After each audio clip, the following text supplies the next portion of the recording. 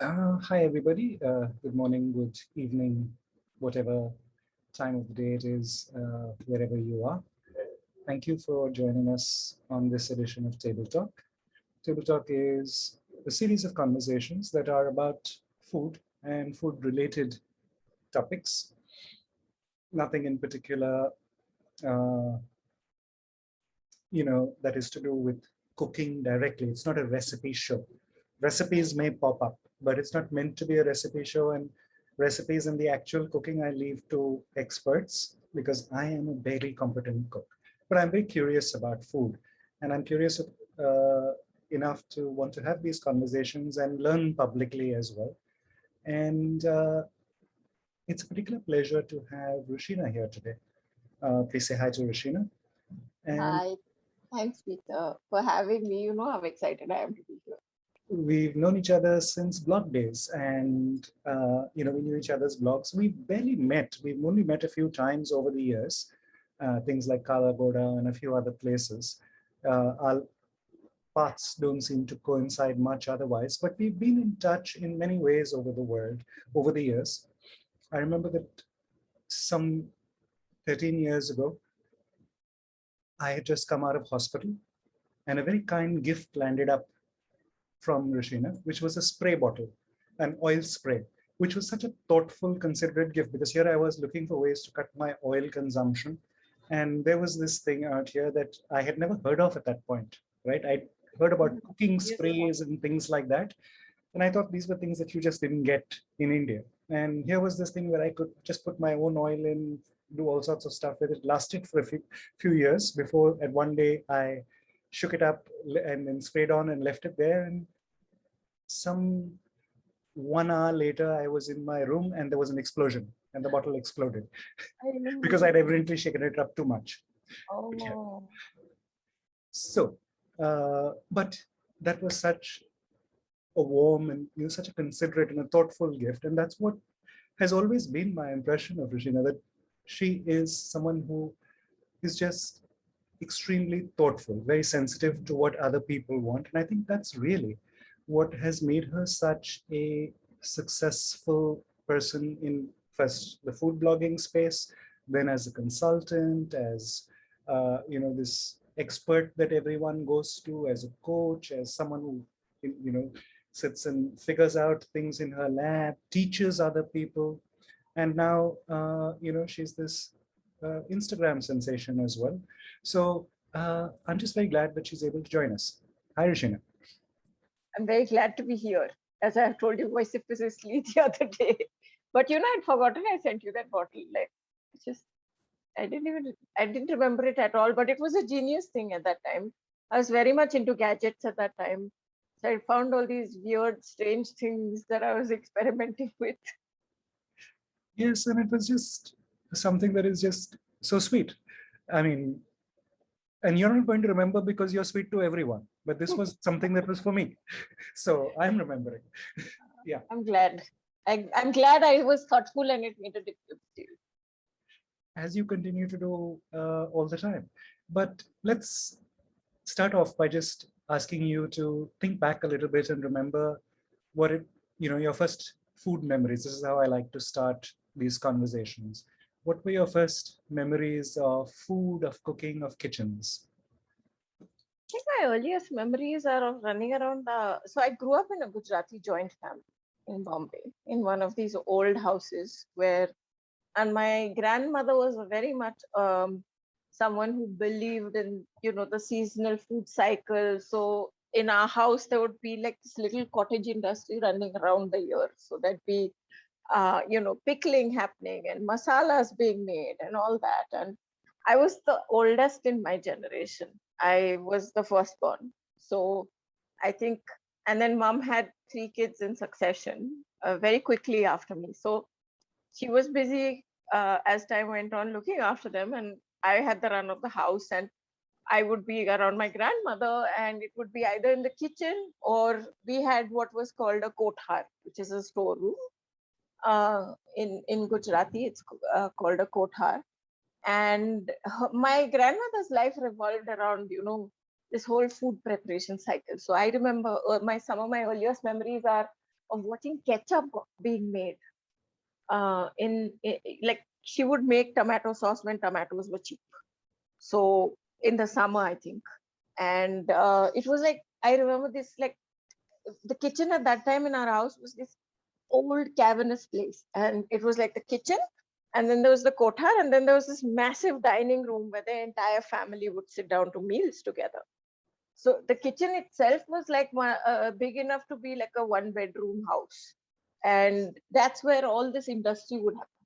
So I remember like this, like this snaking line of bottles that was sterilized and kept, and Maharaj was pouring the ketchup into them, and then it was coming to Moti Mummy, and she was sealing it and putting it. Right, that's like one of my earliest memories. And then there is all these various things. Those wafers, potato wafers. She would make all. So I remember that sancha that she had, um, where all these shapes of potato, like the crisscross jali wafers and the Yeah, yeah. mota aloo chips, all that she would like make and dry, and those were so delicious because they were like, I don't know if kids today would even understand the charm of those old-fashioned potato chips. The what we call the hand-cut potato chips, because उसपे वो नमक मिर्ची लगती थी, and I still remember how my lips used to burn because of the chili. And of course, I had both my grandmother and my dadi and my nani. And most of the time with either of them, I would be hanging out with them in the kitchen. So on nani's side of the family also, something or the other would be happening. And I can't even give you details, but I know a lot of these things just sort of by osmosis just came into me. So I have really fond memories of pickling season, because on they would like have these big blue things, plastic sheets, where they would spread out the mangoes to dry. And I love those mangoes because they'd have like haldi namak put on them, and then they'd be dried out, so the moisture would be slightly dried out. And gosh, I'm drooling, Peter, I've just had dinner. But yeah, so those things. And then there was this added chatpataness because we were kids and we were running around, and all the women were sitting together in these cases, right? Yes. And they would be gossiping about the family, and they forgot that you were there, so you also got to like listen to all this extra spicy conversation that they'd normally never share in front of the kids, like who's doing what in the family kind of thing. So yeah, those are I was a bit of a solitary child also, because in our family, I was the firstborn kid, also a girl. Dad was pretty protective, so we didn't have too much socializing with friends and stuff. And I was very young also. This is like, I'm talking 8, 9, 10 years old. But yeah, those are some. And then of course I have memories of like making chai for the first time, and with my mom. Into cooking?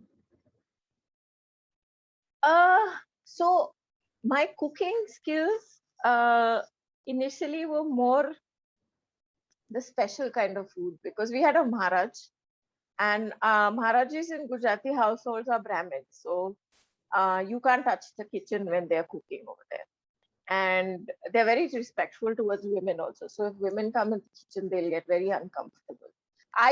So the Maharaj we had, I was born in front of him. So there was no hang-ups like that with me. Like I could go and I'd be like, Maharaj, mujhe ye de do, or give me this or give me that. And he would indulge me. He treated me like a daughter.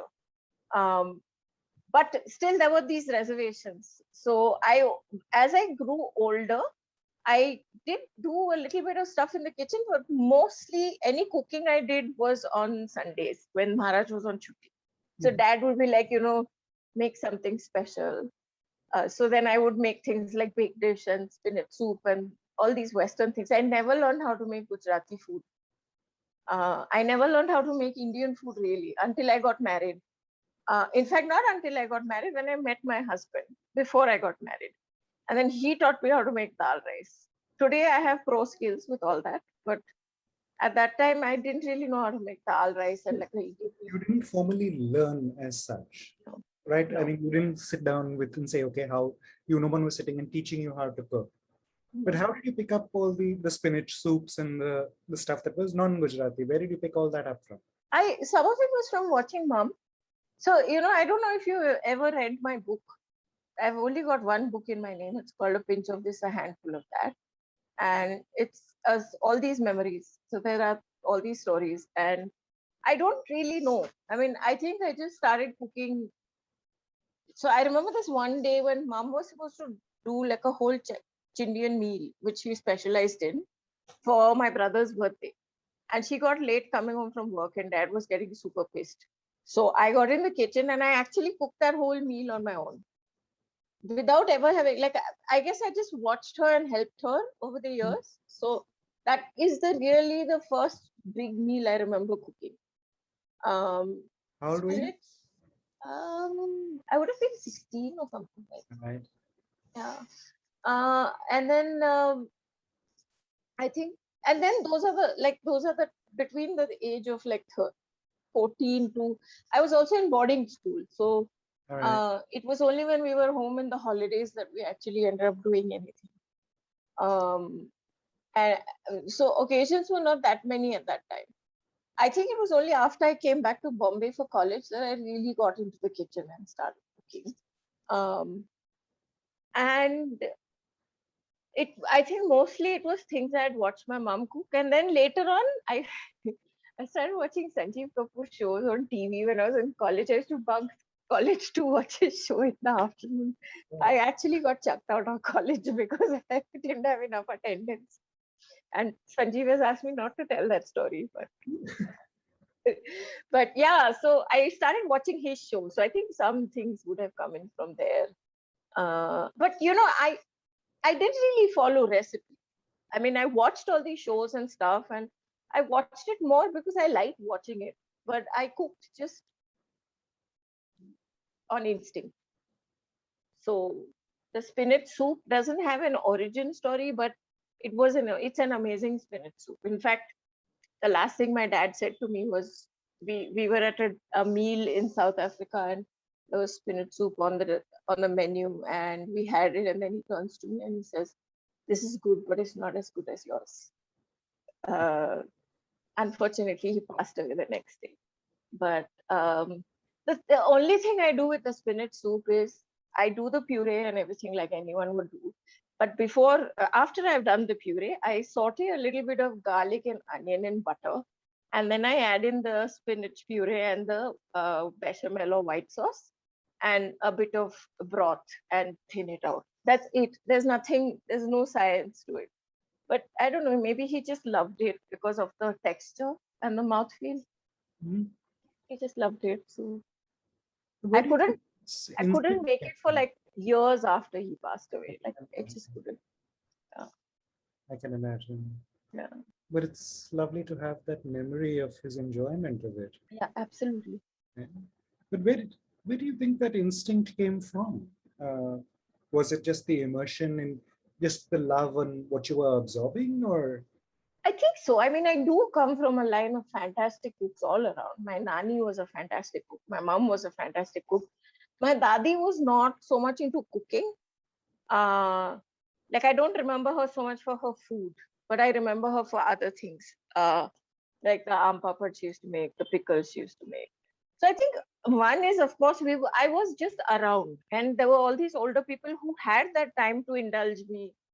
I still remember when I was like uh, much older, when I was when I was writing the chapter on my nani in the book, uh, and I was asking her questions, and they get very irritated when you ask them, like, because they tell you, I put this andaz se, and then you try and ask them, okay, but how many spoons is that, or how many katoris is that, and they'll be like, why are you wasting my time? I have other things to do. So she could never get why I was doing this whole,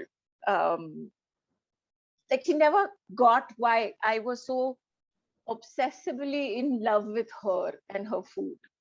And I remember her once telling me that, you were your grandfather's favorite, and now don't like take all the love I also have, because the other grandchildren won't get anything. but when my book was ready, Nani was in the hospital, and the book was like in print. So I got mom to print out the chapter and I sent it to Nani, and I said, read it, and you have to come back home and get well because you have to launch my book for me. Mhm. And she came home. Uh, and then the first time she got dressed up in the sari was when we did the shoot for the book. So there's still a picture in the book. I mean, the picture in the book of the three of us is that day when she got dressed up for the first time after she came home from the hospital. And then, of course, when we launched the book, we got her to cut the ribbon on it, which she was completely like, she was telling. By then, she was like really having a hard time because she had a catheter and all that stuff. And she's like, you want me to come and stand there for 1 hour and do all this nonsense? But she came and she did it. And she gave me this dinner set that was very famous. It's written about in the book. But I'm just going to go on and on. So you should stop me. The whole point of this is that I do want people to go on and on. So I'm not going to stop you because So in the book, there's this chapter called Chak Chak. It's the one on my Nani. And it talks about the story of how, so Nani and Nana came of age when the British had moved out, but they'd left a colonial legacy and club culture had become a thing. So Nana used to go to the club. The men in the house used to go to the club, which the women in the house obviously couldn't understand. Like it was against the grain for men to go out and eat. Okay, this I'm talking like Orthodox Kachi Bhatia family where they were so vegetarian that they also had what they call they were marjadis. So basically they prayed to the Baal Swarup of Krishnji. So food in the house would get cooked and first served to God before you eat it. And it was a very difficult thing for Nani to understand that Nana would go out to eat. Like she could understand going out to socialize and stuff, but she couldn't understand the eating part.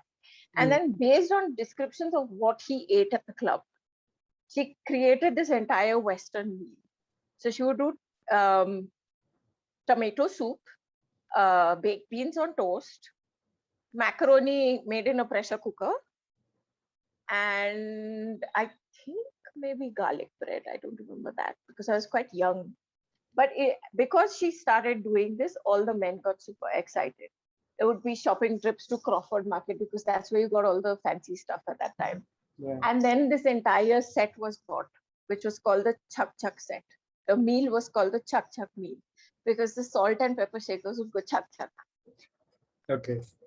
So I mean I think that's what I inherited from her, this instinctive understanding of flavor. And the other thing that I've inherited from her is if I find out at some point that you have a foodie quirk or you love something specific, it will stick in my head. And anytime that I cook for you, it will be on the table because she would do these massive family meals and there would be something for everybody that each person liked. I think some bit of that has come into me. I can't say I'm anywhere near her, but yeah. And I got the Chak Chak set. She gave it to me when my book launched. So on her birthdays, I make a meal and I serve it in that. That actually answers the question I had next, which is where, considering that you grew up in an, comparatively orthodox, old-fashioned kind of setup, and all of that, where did you get your sense of adventure when it comes to looking for stuff and all that? And I can see that aside from the kindness and the consideration which you got from your nanny, you've also, seem to have inherited her sense of adventure. Oh, but my father and mother were very adventurous. And while we were an Orthodox, like we were not an Orthodox, but very rule-following sort of Gujarati family in terms of food and to some extent dress. But we were also a very cosmopolitan family because my kaka and kaki were very well traveled. At that time, they had been to like Australia and America and stuff like that. My father and mother at different points in their lives got into the travel business. So my father used to run a travel agency called Hina Travels, which was named after my mother. And then later on, my mother owned and ran very successfully. She's a legend in the travel industry, a company called Beacon Holidays.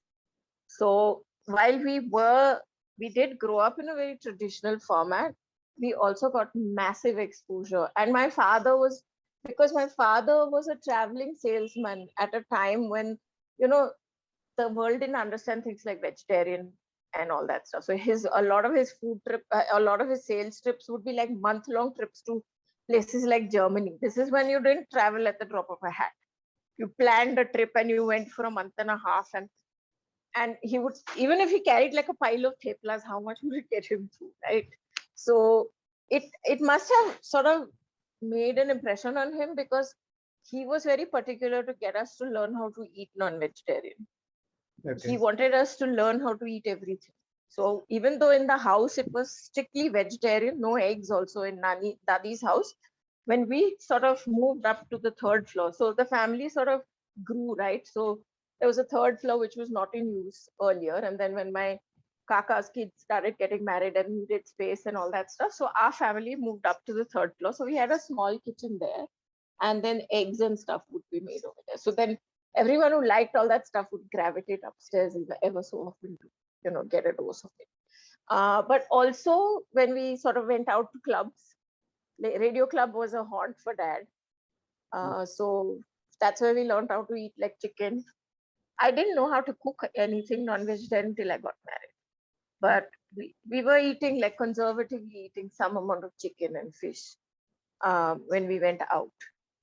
Mm-hmm. So and of course we traveled. I mean, my first trip internationally happened when I was 13 years old, to Africa, because my mother was an expert on Africa. And then a few years later, when I was old enough, I joined her. So all my summer holidays went working for mom. I started from scratch up. So like I would be given jobs like put stickers on the brochures, because that was still the time when you sent out things by mail, right? Promotional material and stuff. So I started from there, and then in summer holidays, in holidays, I'd work there, and then after my 10th, after my 11th, when I was chucked out of college, which nobody knew about, but then eventually my brother sort of snitched to my mother and told her that I've been chucked out. Such a sneaky was he. I'd hidden that letter, and he went and looked in my cupboard and found it, and then went and told my mother about it. But anyways, so I had to finish a year until, you know, we figured out. I wanted to do art. And so while we were waiting to figure out what to do with the fine art course and all that stuff, I worked with her at Beacon.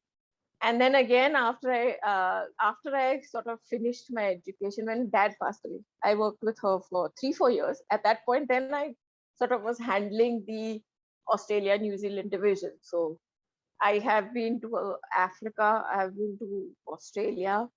I mean, between the ages of 13 to about 23, I traveled all sorts of places. And I unfortunately, I wasn't a foodie at that point. I wish I'd been a bit more interested in food, because the destinations I went to had such amazing food. I mean, I have good memories, but I could have learned so much more if I had just been slightly more inclined towards it. Mm-hmm. But yeah, Australia and New Zealand was like my beat in 3 years. One, though I was selling that itinerary day in and day out to people, so I knew it by heart. Yes. And then because obviously I was selling it, and my mother really believed that if you want to sell something well, you have to experience it. So all the people who worked in her office, if they handled a specific destination, were sent there to walk around and get a feel of the place and understand it. And I mean, there was no better school than the Rushina Munshaw School of Learning, uh, in all of the business aspect, in all of the discovery and R&D. I think even there, I think I'm just a percentage of what mom is, but hopefully I'll get there. So you talked about how the way that your cooking also changed in the sense of the learning and cooking. Some things happen only after you got married. So, you know, around before you got married, once you met your husband, and then after. So what kind of changes were those in the way that you approached? I think my husband would have heebie-jeebies if he was here. So there was the initial phase when he was living in Bombay and I'd go over because I was working with him. He was working out of a flat in Bombay. We had set up a small company. And because we were on a budget, so we'd cook our own meals. And there, it was mostly dal rice that I cooked at that time. And then sometimes I would cook some fancy stuff, but we really never had money at that time. That was our what I call our courtship years. Then um, after we got married and I got my own kitchen, that was like getting into my own zone. Like then I was like, it's my kitchen kind of a thing. But I did such stupid things in that first year, man. I mean, first of all, so I had grown up in a South Bombay house. I would go to work in my mother's car because I went to my mother's office for work. And I would come back with her when office hours got over. Now I was living in Andheri East. So it was a good 3 hour daily commute to go because घर से बस में जाओ station तक station से train low then get off at Churchgate station and then walk to Beacon or on lazy days take a cab. So I had really long days and suddenly I was transiting from not just the work, the travel and the commute, but also now I was running my own kitchen, which I had never done before. So when I first set up my kitchen, I came from a family of 20 people to a family of 2. So I would end up cooking food that would last a week. Yes. And yeah, and I made the most ridiculous mistakes. Like, so I bought so much stuff initially. The first time I stocked up the kitchen, that I had no place to put stuff because I ordered enough for 6 months. I had stuff falling out on my head when I opened the cabinets. And then that's what Shekhar calls my one dish wonder years, because I hated washing buttons. So whatever meal I would cook would be something that required 1 pot and 2 plates to eat it. If I could eat out of the pot, I would have been like, okay, let's eat out of the pot. But you know how it is. You have that one chutta maid who comes in the morning and mornings are really rushed because you have to get to work and you only get that. And that was not when we didn't have 5-day weeks that time. Saturdays were working days, so we only got Sunday off. And you know, for me at that point, I had to do laundry and so Shekhar is amazing now, but at that point he was still a very man. It's taken a while to get him into the shape he is in now. तो उसको तो कभी उधर तभी कुछ पता नहीं था. So all household responsibilities were mine. So it was quite weird. I mean, I have done stuff like, you know, I got purple cabbage and corn and I thought it would be one fantastic pasta dish I made. But the purple cabbage bled out and it became this weird, hideous blue color thing. And it was such a big pasta bowl, right? So we had to eat it for a week. It's not fun. And then there was the time when I went to Africa. No, mom went to Africa, South Africa, and she brought back biltong. That's this jerky that they have. Yes. And I thought that it would be so cool to make something with it. Because, you know, at that point I was still that, oh my God, something exotic I have to make with whatever I got. It couldn't be that I could just serve it up as it's supposed to be eaten. So I decided, why don't I make chili using the jerky? But I didn't have rajma. So I made it with chole. Right. And, you know, I mean, today I can tell you that in a dish, you can substitute one thing. The wise thing is substitute one thing, you will get a nice flavor. Change everything, it just becomes something else. That became a mess. It got flushed down the toilet. Then another time, I went to Italy and I carried back. So the thing that I do whenever I travel is I fill one suitcase with stuff. Like other people buy electronics and stuff. I come back with suitcases full of ingredients and sauces and stuff. The first time I went to Australia, I came back literally with a suitcase full of bottles. And the customs people stopped me. And they were like, open this, because, you know, obviously so many bottles and whatever, they got suspicious. So I opened it, they saw it. And they were like, लोग बाहर गांव जाके electronic और सब लाते, आप sauce की बोतल लेके आए हो. They were like, well, this is like such a waste of my time to make you open your suitcase. But that's how it was. So I'd gone to Italy And I had a fabulous time in Italy, and I just had to recreate some of that. And that's why I would buy a bunch of things, and I would come back, and then I would cook up a feast for whoever I could get to come and eat it. And so I got back polenta, right? Because I ate this phenomenal meal of polenta with carne. Carne is like, it's basically probably appeal to my Indian palate, because carne is basically like a veal curry. All So right. thin slices of veal cooked in a spicy, like not spicy Indian style, but spiced enough that, Indian palate will get excited about it. And they serve this up with polenta. Abhi polenta is basically corn ka upma Italian style. Okay.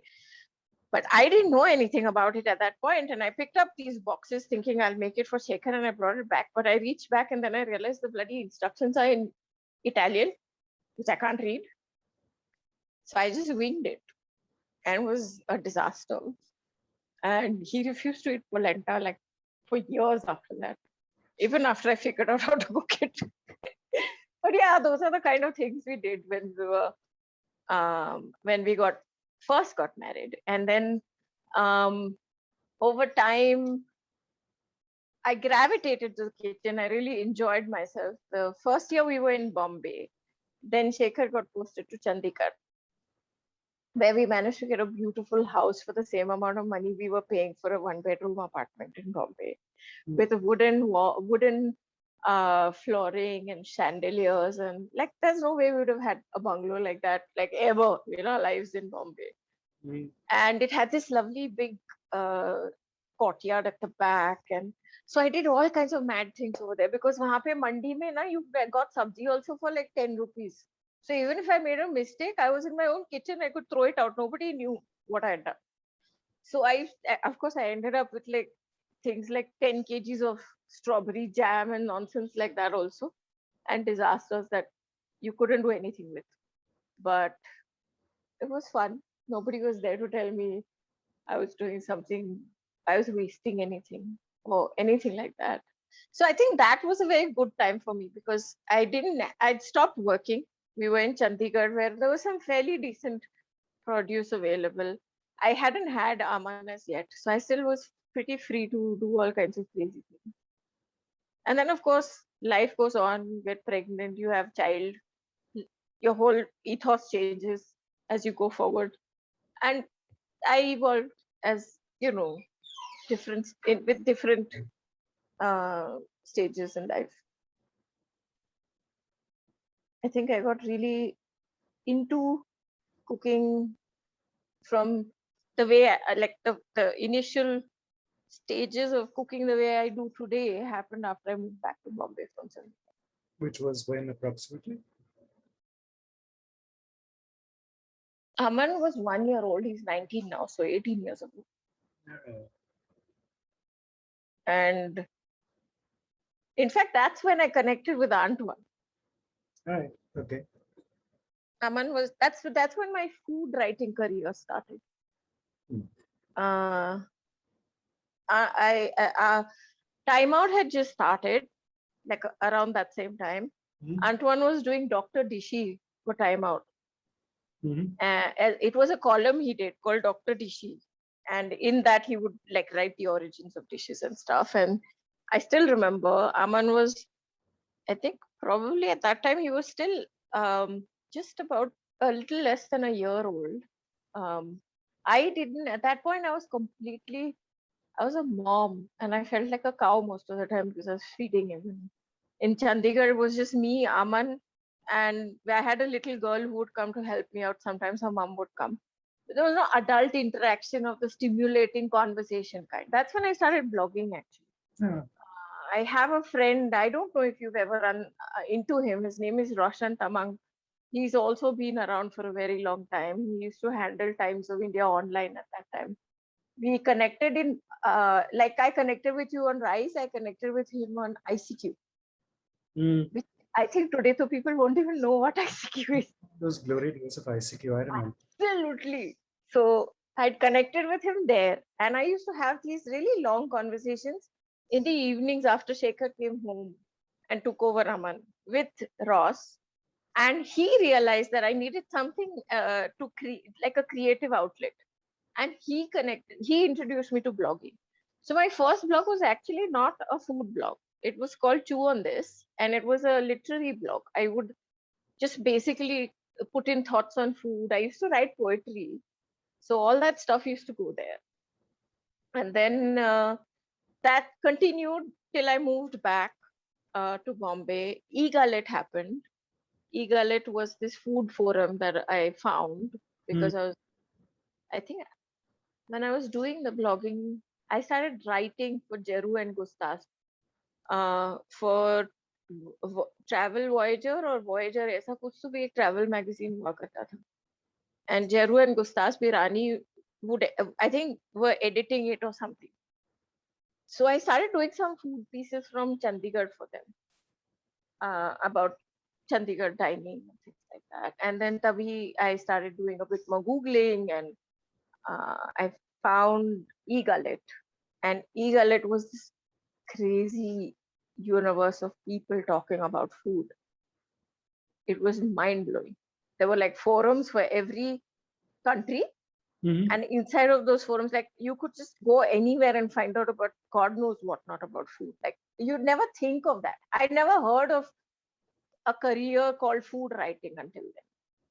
So that's where, and all of these guys, Vikram, Antoine, a whole bunch of Firangs, a whole bunch of diaspora Indians, all these guys, Vikas Khanna, Suvir Saran, Kartika, no, not Kartika, sorry.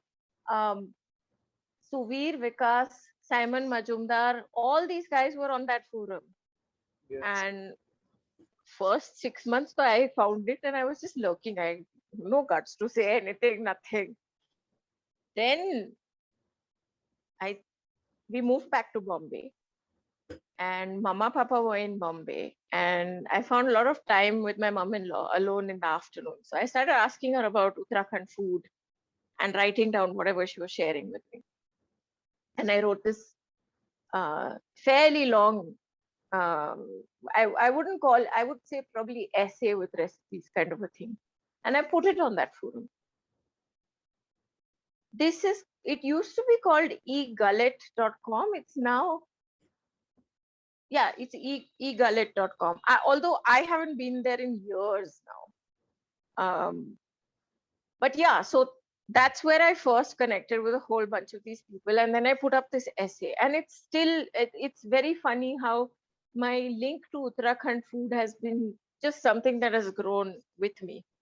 And that essay is still there. And if you see, so many plagiarized pieces of content have stemmed from that essay. I can see it because I can see that my style of writing recipes is like just chipped out everywhere.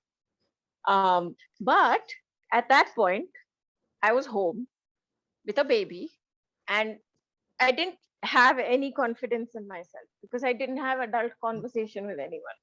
So, Yes. and I still had no identity. And I mean, I felt like I had no identity except the fact, like, because everyone at that point would ask you, how's your child? And mine was 9.5 pounds at birth. He was not chota from any direction, but they'd say, itna kamzor kyun hai? I'm like, dude, I'm feeding him like 20 times a day. What are you trying to tell me? Like, why is it like that? Why do you always comment on mothers like that? Like, anyways. So all this is happening, and I've come back to Bombay. I'm staying at mom's house, and Time Out carries a little listing about uh, a workshop Antoine is doing on the history of dining out in Mumbai. So I asked mom, I said, listen, mom, I mean, until then, I'd never had the guts to leave Aman and go anywhere. But I was like, mom, will you keep him? Can I go for this? I think it was on Sundays, 4 Sundays in a month or something. So I went. There was, I think, about 10 participants. I'm still connected to a lot of them. And so, you know how it is in these workshops, right? You are asked to introduce yourself. So abhi kuch bolne ko to tha nahi. So I got up and I said, I'm Rushina and I'm working on a book on Uttarakhand food, Garhwali food at that point.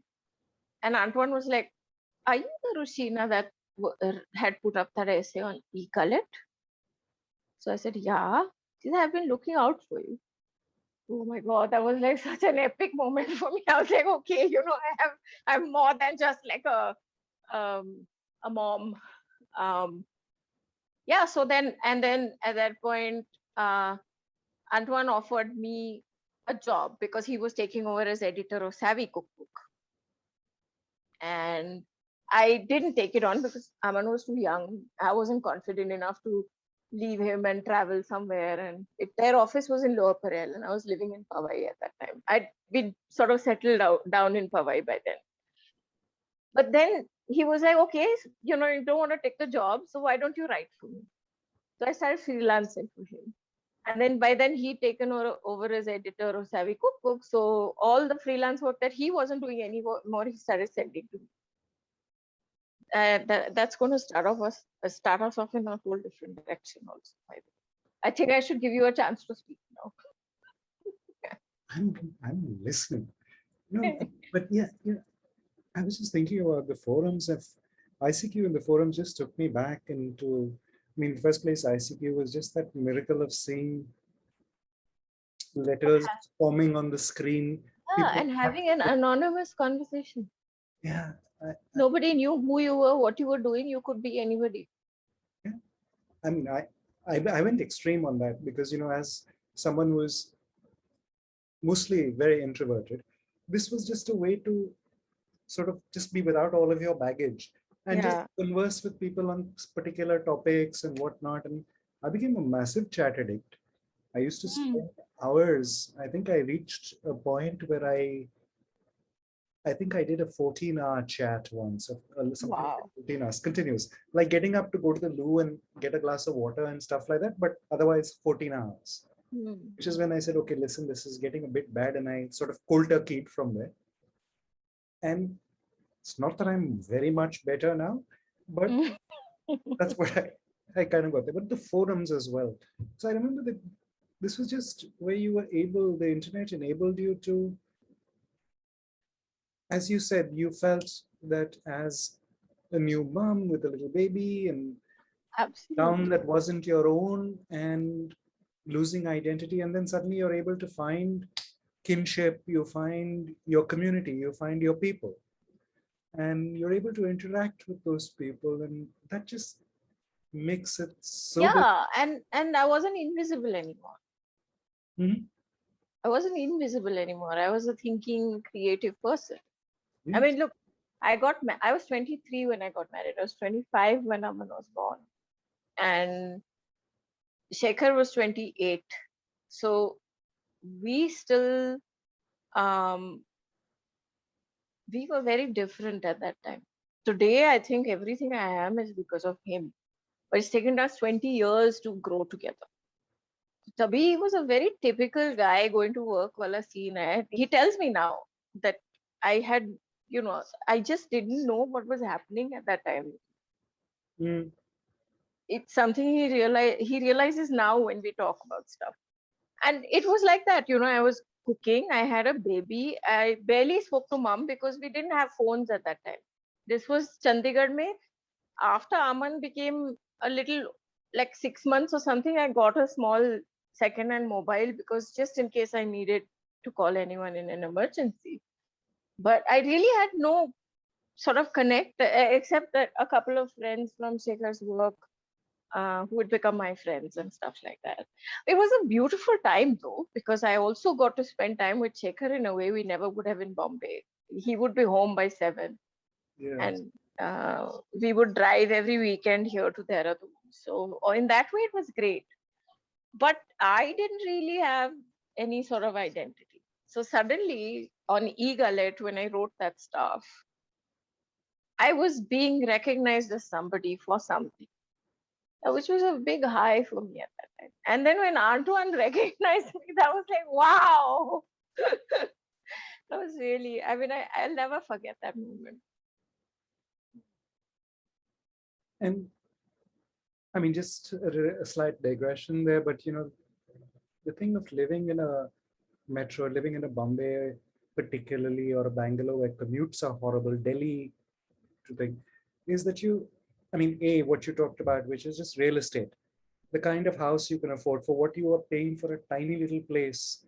you can afford a very decent place. You can afford to have an independent house. You can afford to have a garden. You Yeah. can afford to. I still remember that. I mean, it's no longer the case, but friends of mine were trying to persuade me to move to Bangalore in the late 90s, early 2000s. And it was like, dude, I'm like home in 15 minutes. That guy now takes about an hour to get home because Bangalore traffic is now Bangalore's so crazy fucked up. now. But Yeah.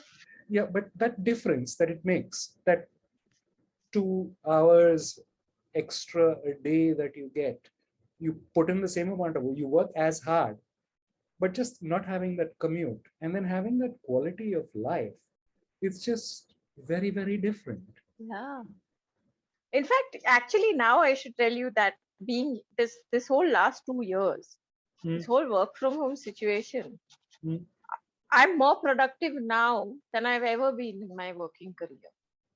And I'm doing housework, I'm doing laundry, I'm cooking, I'm getting Natasha to study all of it. I'm working out. Um, so in that sense, I was doing a lot of this in Bombay also in the first part of the lockdown. But my mindset was not so good. Was mm, cooped up. We were cooped up in an apartment. Um, Here, just there's a lot more space. You have a garden. mm, Even we are in lockdown. We don't really leave the house, the gate, but we can walk around in the garden. mm.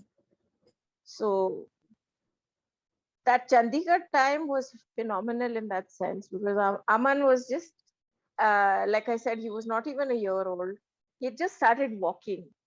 Shekhar would be home typically by 7 latest. And, we'd have dinner together and he'd hang out with, I mean, I think Aman got the best of us at that time. A lot of time with Shekhar. Um, he's a very cute baby also. Doesn't look anything cute now. I think, and you know what they say, right? I mean, when a baby is born, a parent is also born. Yeah. So, and I was clueless, I have to tell you. When I had Aman, I had no idea what I was getting into. I just like, I was like in love with the idea of having a baby, but I didn't realize that the minute the baby was born, all the poop and crap would be like everything would happen, and I would be responsible for this little person. Uh, to the extent that you can't even go to pee because you have this child hanging on you. So, um, but I wouldn't change it. I think everything we do or go through makes us what we are as we go forward. So tell me then about this. I mean, you were making your name, people were looking at for your byline, the forums helped you to find yourself, find community, all of that. Why the blog? Why did you start experimenting with blogs particularly? And tell me about how it was for you when you first started blogging. You mentioned the first early blog and then finally finding your space and niche and figuring out how you wanted to use it. So I'd been writing. My first article came out in the April of 2005 in Savvy Cookbook. By in the next 6 months, because of all the stuff that Antoine was sending my way, I was writing for Me Magazine, Femina. Like I was doing about 15 odd articles a month, different kinds of things. Uh, by the end of that year, I'd started writing for Time Out and a bunch of other things. So I was doing all forms of articles, from long form to short form. Time Out had a different style. Femina had a different style. I'd figured out this rhythm of pitching, writing, researching. I had a proper way of managing everything. And one day I Googled myself. Uh, and well, I don't even remember now whether it was Google or some other search site, but I searched for my name, and there was only three things that it led to. Uh, on three different forums, these listings I put up to sell off a baby potty. Sorry, Sabin? To get rid of a baby potty Aman had grown out of. Okay. And I was like, you know, I mean, the most thrilling part for me when I started writing was reading those little readers' feedbacks that came in the beginning of the magazine. And you didn't always get lucky, but sometimes one of the letters would be about one of the recipe features you did or something, and that was a trip. And then I realized that it still is, by the way. It still is. I still like to see my byline somewhere in print, preferably, and I still love feedback on what I do. So this thing that happened, and this question, by the way, Naresh asked me at that time. At Time Out, the editor Naresh. Yes. Yeah. So he was like, "Why the hell would you want to give away content for free on a blog?" Yeah, he's been asking me that for Yeah. so, until the point that he started a blog. When he exactly. Taj Mahal Foxtrot came, then he shut up for. That's what I told him. So he was anyway. So basically, I was like, I can't have this. And this is early days. This is when influencing and all that was nothing. Nobody even understood what nobody cared if you said I'm a food blogger and I'll review your restaurant. Okay, this is that time I'm talking about. I don't know what. I just had this thought that there is a time that people are going to Google people or search for people, and I can't have this kind of shit coming up in my name, literally. So then I was like, okay. Then that's when the A Perfect Bite blog happened. I was great. I killed the earlier blog, Chew on This, because I didn't want to do two of them. And by then I was very into the food space. So I was not really writing anything but about food. So I'd stopped writing poetry and all that stuff. Before that, I used to write a lot of thought-driven essays about various things, meanings of words, or just like a deep dive into a certain thought process or a philosophy and stuff. But I'd stopped doing all that, so I said there's no point in trying to divide myself in two different directions. So quit that blog, started A Perfect Bite. And then basically A Perfect Bite just became a reflection of whatever was happening in my life. I was writing about cooking experiences mostly at that time. Also, this was when a lot of the established blogs were diaspora blogs. People who had settled abroad. Everyone was writing about Indian food and nostalgia about Indian food. I did not want to write about Indian food. I had just started discovering global cuisine. That, by the way, was the year I cooked Thai food for 1 year. And Shekhar till today again has heebie-jeebies if I say I'll cook Thai food. Like, I was, because tabhi ingredients nahi milti thi. So I managed to find fresh ingredients. So I started making Thai curry paste from scratch, like literally doing arm workouts and pounding the paste and all that kind of nonsense I used to do. So because I was obsessing over it, I would keep cooking it again and again. So there was a point at which he was like, I can't handle Thai food anymore. But yeah, I forgot the question. No, just how that transition was to the blogging thing. Yeah, so the blogging was grow from there.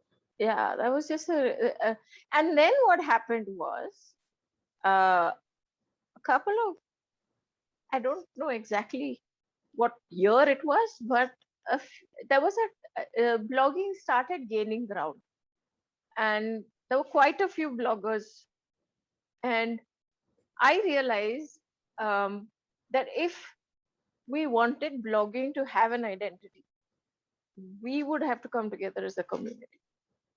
And I was always very good with, well, I'm not brilliant, but pretty decent with PR.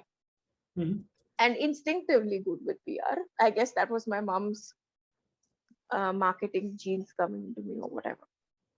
But I started creating opportunities for bloggers to get visibility. I started sort of, with the media connects I had, sort of telling my media friends to do stories around great work about bloggers. I started doing stories about great blogs, food bloggers out there and stuff like that. So creating this buzz around bloggers. And also at that time, a lot of the bloggers that we had were really doing fantastic work. They put in a lot of effort in what they did. I'm talking about people like Sai, Kalyan, Harini, so many, Nikhil Merchant. We call ourselves, some of us are still in Connect, we call ourselves the dino bloggers, the dinosaurs of the blogging. Yes. Kurush also used that term. Yeah, we're all part of that group. Yeah. Yeah. So, and this happened again a little later with food writing. I realized that if we want to create a niche, we have to drive that conversation. So I started doing these blogger meets in Bombay as well. So I did I think almost 7 or 8 where we started getting bloggers together around a topic. I was talking so we were getting hotels to host us, which was still not this whole bloggers are freeloaders wala thing hadn't happened as yet. It was starting to happen, and I wanted to change that narrative. So I started doing these blogger meets where the hotel would host us, but I would sort of work with the bloggers to make sure that the hotel got visibility out of it. And we would create things to talk about. So every blogger thing was a learning session around something. So cheese and wine tasting or a cooking session or something like that. And then FBI started, and they started doing a whole bunch of things. And I started the studio, so I got caught up with running that. And then I didn't do the blogger meets anymore, but we had a lot of, I mean, with the studio, I had a lot of chances to bring people in and do a different kind of group meetup and discussion and stuff. Like we had a cafe session also at the studio once. You did a workshop for us at Kalagoda. That was before. I did Kalagoda before the first. In fact, the first food, that was when I was trying to create a space for food writing. Yes. So that worked out really well to do the food writing workshop. Yes. It was a turning point for me. I made some friends who are still friends from there. I had a lot of those people work with me over the years. The ones who came to that first food writing workshop. And it set the idea in my head. They seeded the idea in my head of doing more in that space. So then over the years, I did lots of food writing workshops and different things in that space. And then that's when that whole conclave thing worked out much later, of course, in 2018. Okay. I was telling you about the food literature conclave that I did with Godrej, the Culinary Chroniclers conclave. Yes. So that was inspired by Kalagoda Lit Fest, but it was only about food. Got it. Yeah. And all those things you did in that Lit Fest, I also replicated, by the way, let me tell you, shamelessly. The pitch competition. Yeah. That was epic. My book happened because of that pitch competition. The first book that I did. It's so strange that, I mean, I just kept wondering why more people didn't do that, because the point was to sort of push these ideas out there and let people pick them up and fly with them. But some of these things, so I don't think Kalagoda has done that pitch contest again after that. No, it didn't. I'm still trying to push that idea because there's so much brilliant food writing out there. I've been trying to push it with, I don't know how. I called you also up once to ask you if I did an anthology, how would I go about it and stuff like that. That first literature thing that I did at Kalagoda, the food writing thing I did at the first Kalagoda Lit Fest, that itself, it got such brilliant writing out. Yes. Which I still have somewhere. Those pieces that people had. So the studio and all that, why did you decide to go into creating that space? I know it was part of an evolution, but what prompted that? So chronologically, I'd been food writing. And from after Aman was born and we shifted to Bombay, I started writing in 2005. And I did that for 4 or 5 years. And then I got pregnant the second time with Natasha. And which is, by the way, when the pitch contest happened. So I remember writing the pitch with Natasha in my hand and typing with the other hand. And that book that got selected literally was conceived in half an hour. I'm holding her and I'm putting that pitch down over there. And I'd put in two. I'd put in a pitch for the Uttarakhand one as well, the manuscript, and that Mumbai cookbook. And that got picked. Whatever fates conspired into that. But it was like literally in half an hour, and I still remember holding her in one arm and writing. But that's so I took a break because Natasha was on the way. I was supposed to take a year off, but I was bored in like 2 months. So, anyways, I mean, once you fed her, she was sleeping. If you just planned your time properly, I got enough time to do a few things. But I realized that I had done whatever I could to make a success out of freelance food writing. And I was kind of bored with it. And at that point, an opportunity for consulting came up there was a consortium of Italian food and wine operators that were looking for someone to help them. Mm-hmm. Two things happened actually. That happened, and Vikas Khanna called me. Okay. So that was basically a consulting gig. They needed somebody to help them put together various ways to market to different verticals in the food industry. I worked with them for 2 years. And while that was happening, so because that happened, I took on a couple of interns. I created a small studio space in my house and I took on a couple of interns. And then Vikas Khanna called me. I didn't know who he was. I'd never heard of the guy. I just get this random call.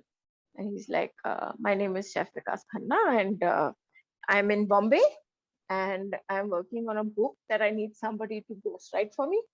And everybody I've spoken to has suggested your name. Can you come and meet me right now?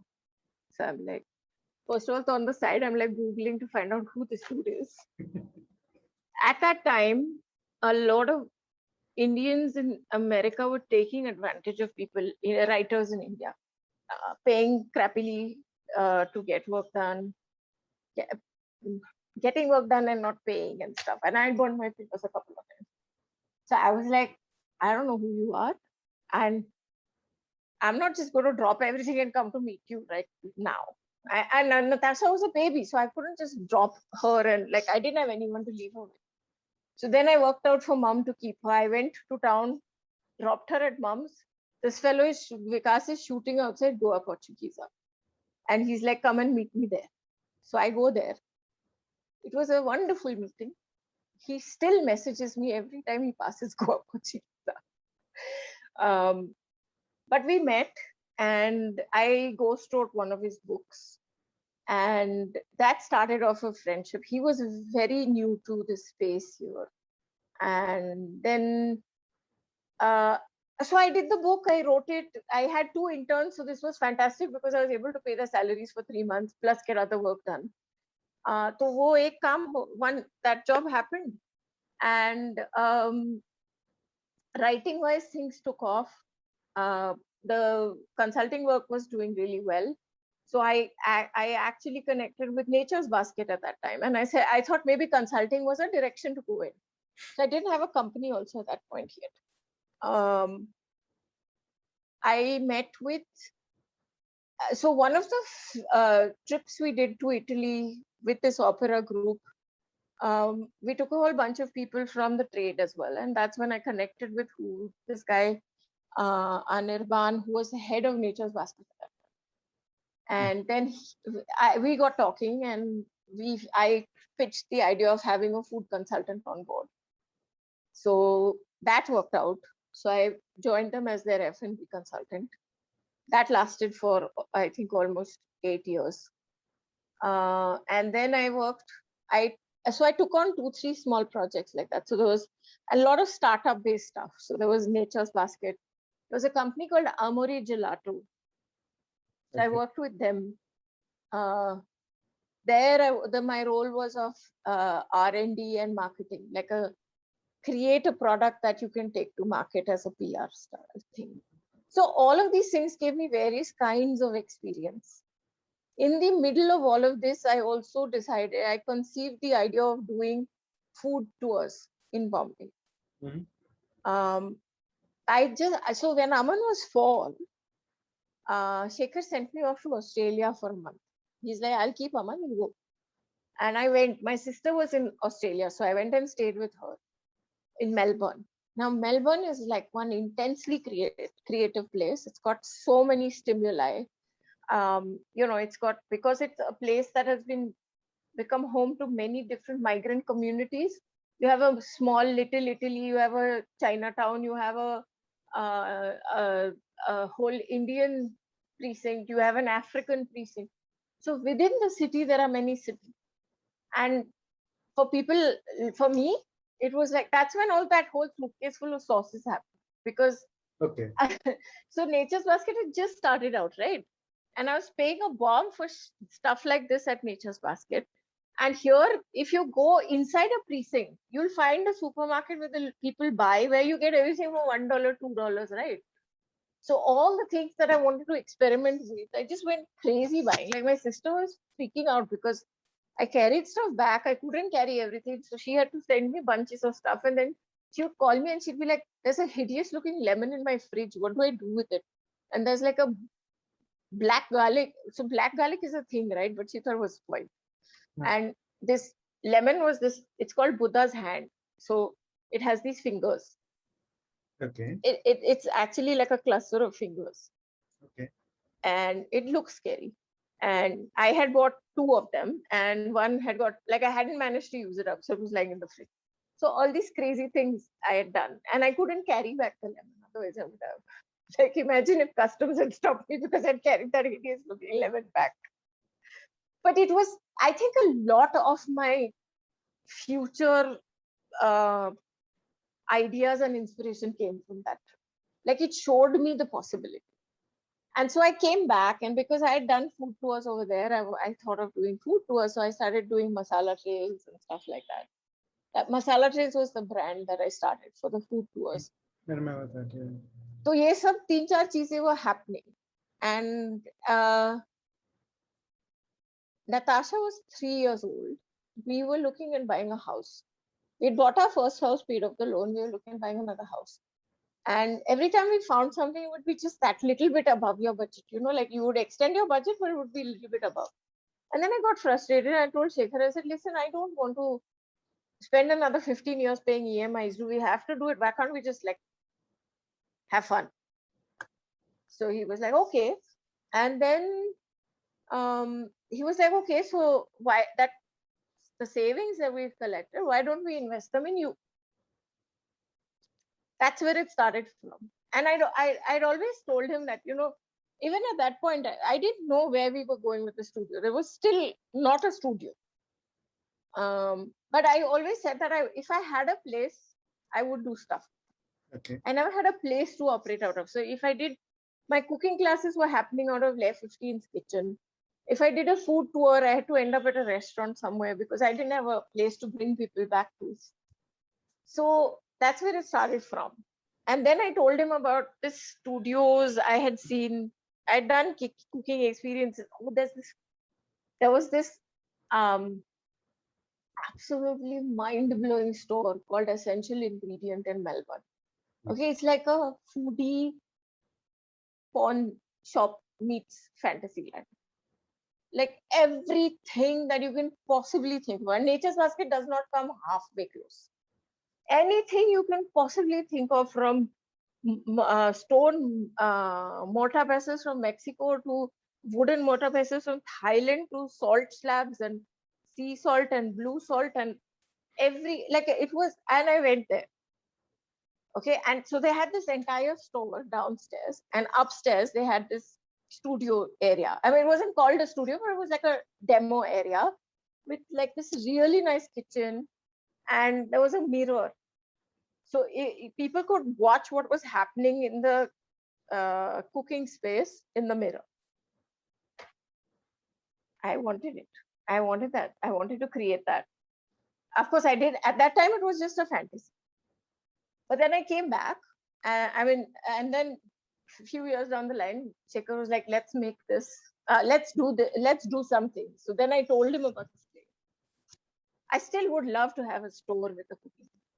I never got around to doing that. So let's see, maybe down the line. But um, all those fantasies of that thing, all of them I lived in that studio for the time we ran it. APB Cook Studio was as much a foodie fantasy land as we could make it. And yeah, so that's where the studio idea came from. Of course, it's a different thing to have an idea and actually put it into practice, because reality also plays a role in things. Where was it that, and shutting it was like the most difficult thing I've done, but it was amazing. To just that experience was amazing. I do things a bit differently, maybe, but I'd still do it again if I could. Mhm. But that's where the studio came from. The idea of the studio. When we started it, we were the first of our kind, and we did some very, very pioneering work there. I mean, when we started it, Peter, there was no, you couldn't even, there was no concept of it. So the design was completely done by Shekhar in SketchUp, because uh, we couldn't get any interior designer or architect who could visualize what we wanted. And of course, we completely did not budget properly. So we ended up putting every last bit of our savings into it. But it was such a dream space. And so many, like, I think what you said earlier about me being nice or whatever, I think that I have always believed that relationships are very important in any space. And when we were starting the studio, when I went out to launch the studio, is when I realized the importance of positive energy, because I had so many people just open up, spaces, possibilities, contact lists, and help me out with so many things. So that was really amazing. Mm. I mean, it just comes back, and the entire journey with the studio, I think the biggest thing that me and Shekhar believe, the biggest punji that we've got out of it is the people and the relationships that we've built. It was a very, very nice place. I wish you'd had a chance to visit. I know. Yeah. Yeah. But there's a new place we've got. It's a chotu place. But when I'm back, maybe I can cook for you. Why did you decide to close the studio? So in the last 2 years of the studio operations, I had taken a very strong turn towards the curation of, well, not curation, but very strong inclination towards research and documentation. Mhm. And I was also doing a lot of these IPs outside. So we had started doing the Godrej Food Trends report as part of our Godrej relationship. Then we did the flavor conference, which was Ranveer with Ranveer Brar, the chef. That was his idea, but the entire conceptualization and design and execution was done by us. It was a closed door conference. We got together 25 thought leaders from across the industry, created these simulations, and recorded 8 hours of content, which we then sliced and diced and created a report for Kellogg. This was for Kellogg on the future of food based on all of those things. So that was very exciting for me. And that same year, we also did the culinary conclave with Godrej. So these were, and this is the kind of stuff now is gravitating. And there were two things with the studio. One was in the interim since we opened over the 8 years, I think 10 or 12 studios are opened up in various parts of Bombay. So even if I had the most unique offering, if you had something in your neighborhood, you choose to go there because with Bombay people, we don't really want to commute to the other end of town unless, like, even for a celebrity, we want to. So, Yeah. so one was that, and so I wanted more time to do these things, and running the studio is becoming for me a bit of a weight. Like Okay. I didn't I you know it was responsibility for people. I had a team of people, so I had to keep the activities at the studio going because the revenue came from that. So if that took up so much of my time, I wasn't able to do the projects I wanted to do. Hmm. So in the last 2 years, the kind of work I've done in this pandemic, I always wanted to do that kind of stuff. I just didn't have time because I was running the studio, and it took a lot of effort to create calendars, curriculum, market it. Um, it just became something I didn't really want to do anymore. Got it. Uh, and secondly, we realized, like, one of the things, and this is actually, I should tell you this because I was telling about how Vikas was there at the beginning. So the day that I shut the studio, he called me up. I Hmm. didn't expect him to call me up. He just called because he heard about me shutting the studio, and he was like, everybody comes to the party when you start something. Very few people come when you end. And I wanted to tell you that I am so proud of you because you figured out that the party was over and it was time. And it took me a year and a half to finally say, okay, I'm shutting. Ego bhi hota hai na, that you don't want to, because I didn't want to be perceived as someone who failed at what I was doing. This failure is it's unfortunately in our Indian society, failure is a very big thing Hmm. that we all have to deal with.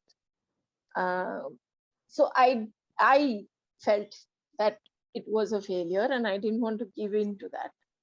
But then I realized that, it was not a failure. It was a chapter, turning a page on a chapter and Yes. starting the new one. So yeah, that it was tough. One of the hardest things I've done because, you build something from Absolutely. scratch and then when you end it, it's not like I can ever go back because it's all gone. It's broken down. And we built it. There was nothing there and we built it and then we had to let it go. So, but I think, and it took me a while to get over it even after we shut. I think the first half of the pandemic, the first um, lockdown in that sense was really good because I shut the studio. I went off to Australia for a few weeks. I came back in the Jan of 2019, and I did one big project after that from the new space. The new space was still getting done, and then the lockdown happened. Um, but I think that was a very good thing for me because it gave me a chance to stop and breathe. Otherwise, I'd just have jumped into something else to Hmm. start something, like, because I didn't want, I wanted to prove something. I don't know to who. Hmm. But then I realized we were all sitting at home. It didn't matter where we'd come from, what we'd studied, what we were doing. We were at home and we were cleaning the house and cooking. And at first, it was like I was disappointed because 2020 was supposed to be the year when I sort of traveled and did like all kinds of things. And now I couldn't do any of that. I was at home cleaning buttons and cooking 6 meals a day because I had like these two children who were forever hungry. But that was like in the first couple of weeks. Then I started having fun because I cleaned my pantry and I cleaned my kitchen after 4 years. Like I had maids. When I say clean, I don't mean like jhadu pocha type of cleaning, but just like I didn't know how much crap I had collected over the years. Yes. So I cleaned my pantry and I cleaned my fridge. I realized I had 6 kgs of Zaresh berries in my freezer. Because every time somebody asked me what I wanted from Dubai or somewhere where those Zaresh berries are, I would ask them to buy me a packet and then it would go in the freezer because I was too busy at the studio. 6 kgs of Zaresh. They're still there. Okay. And I had 2 kgs of something called jakia, which is a spice we use here in Garhwal. Same case. As somebody is coming, and I was like, okay, said do jakia. Not realizing I had like one bhandar already. So I cleaned my pantry. I ended up cooking with stuff that I'd collected over years, actually exploring things. Also, this was when the first lockdown where we were, we couldn't get anything. There was only dal rice available. Hmm. So 2 years ago, I had done this whole academic study of dal for Kurush for that Archaeobroma thing. So I actually cooked dal from different cuisines and all that stuff. For that entire 2 months, I've cooked all kinds of dal and really experimented. Like Shekhar said, I hadn't cooked that well in my entire life. So I, while initially it was disappointing, I think after a bit, we just learned that there was a lot of positives to that. We spent so much time together. We did so much stuff together. And imagine 7 months we didn't leave the apartment, all 4 of us. I think everybody was in the same scenario. But and I think all of us went through this transformation where we spent so much, like how Bombay families, where do you get that kind of luxury of time? I know. It was wonderful, honestly. I mean, except for the fact that every 2 days you would hear about one case upstairs and the building will get sealed and stuff like that. And the fear and that part of it was really tough. But otherwise, it was, I think, a very good thing. And then October, we moved here, which has been a brilliant move. We'll be back. We have, everybody keeps telling me, are you ever coming back? And I'm like, yeah, I am, but we're going to stretch it as much as we can. It's almost a year. Yeah. October is going to be a year. Yeah. Yeah. No, I know. I hear you on that. Actually, I thought that I remember that hearing that you were closing the studio and that you were in Australia. And I was like, oh, damn, we've lost Rushina. She's gone off. She's, wanting to go and do things there. And I remember being so disappointed hearing about that because, like, I've seen your career and you grow. And I was like, damn it, this country is not letting her grow. That's why she's gone. And then later noticed that you were back. And I was like, oh, okay, that's cool. But yeah, I'm not going anywhere else. I'm not leaving India. But I know what you mean about the, what 2020 did in some ways, because for me, it was also supposed to be a year of exploration.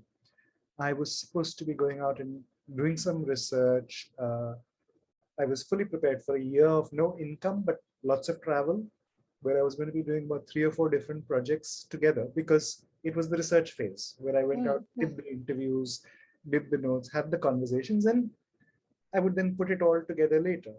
And then, well, 2020 happened. And my theory is that it's still 2020 because I refuse to let that year go till I get something done.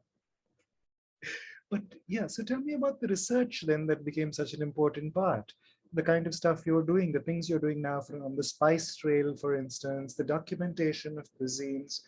And I'm harking back to what you were saying when you were, trying to pick up recipes from your nanny and whatnot, of how the difficulty with documenting a lot of cuisine is that people have been doing it passed down from generation to generation, usually women, where there was no documentation because it was culture that was passed on. You picked it up by a sort of osmosis, and the entire thing of, okay, how much did you put in there? You've never thought about it because you've never had to think about it. It's just there. But tell me about that. How that journey of yours in the documentation, in spices, in the research? That's fascinating. I want to know more about that. So I think the Kira was set off by Kurush for sure, because when he did Archaeobroma, I got an email saying we are doing this and we want you to do a paper on dal. And I was like, okay. And then after that, we were put on a group, the people who had been, and then Gurush told me, you have to do two papers. So I was like, what two papers? You send me a message about one paper. So one other paper, he had sent it, the email had gone to someone else. So they sent it to me again. So two papers for somebody who doesn't even know how to write a paper. It's still it's still a work in progress, that paper. But that whole, I will always thank him for getting me into that mindset. Also, see, remember, I am 12th fail. I'm 12th fail. I got chucked out of college in 12th. I didn't really pursue a academic career per se after that. I did it. I then went and I did animation. So that imposter syndrome thing is very alive in me. Okay. And when that paper thing happened with Purush, Shekhar was like, you don't know what you're signing up for. Are you sure you want to do it? And I was like, listen, it's Purush. He's asked me, I'm doing it. It's so I did research for the paper, but my research into dal extended for 2 years after that. I ended up creating this entire workshop that I did in several places. I did a presentation in Chennai. I did one in Australia also, on because now plant-based food is a big thing, right? Yeah. So it started with that. It reminded me how much I love studying food. And then I came back from Australia and I'd done the conclave also, the Chronicling conclave. So those were the two catalysts for me. Also the flavor conference. So all these things that I'd done all allowed me to study food in different ways. And the food trends report is another thing that I do year on year. Of course, until that year, a lot of this, I was depending on other people to help me out. And then over the last 2 years, I've done it all on my own, every aspect of it. That's built up my confidence a lot. I've realized that I might not have the academic grounding, but that hasn't affected how I'm doing stuff. I'm a little slow with figuring out some aspects of technical things and stuff, but luckily I have a very amazing husband who can help me sort out my thoughts like that. So when the first part of that lockdown happened, nothing was happening. Then my sister, again, sitting in Australia, pandemic has happened. She's in the travel space. Travel though was like completely screwed over by the pandemic. And so she called me up and she said, listen, I have thought of this spice experience box that I want to do. And I need you to send me 16 recipes by the next week. So I didn't have anything else happening. Of course, I wasn't mentally prepared. So I was like, but then it was my sister, and I was like, if I can't do this for who then? So that pushed me to go into my own research, like archives. And I realized the amount of stuff I had collected over the years. And still there was so much more that I didn't. So that sort of sparked off this thought process of getting fascinated with spices. And then I was cleaning my pantry, so I'd found a whole bunch of things. So it kind of all cooked together into this whole idea. So I did the box. We launched it online on a live thing where she unboxed it in Australia. And it's got this, the best part of it was that the recipes I sent her, she put into this little book. And for me, that was a sort of manifestation of possibilities. And then I was like, okay, and I discovered Instagram Live, which a friend of mine, Varun, his name is, he's a TV video producer, a digital video producer, and he was pushing me that take advantage. And a lot of celebrity chefs actually did a fantastic job with social media because they had a lot of content. I didn't have any content. But I saw Instagram Live and I really sort of took to it because what it does is that it allows you to have an interview like this, but it also allows a whole bunch of people to come in. So when we're having a conversation, people are giving their own inputs on stuff as well, on spices and with India, every spice has 1,000 ways of being used. Yes. But we typically only know how we use it in our kitchen. So I would do so actually I should probably explain what Spice Chronicles was about first. So Spice Chronicles was basically the idea was I put spices and chronicles because chronicles was a term we coined. Culinary chronicling was a term Shekhar and I coined in 2018 when we did the conclave.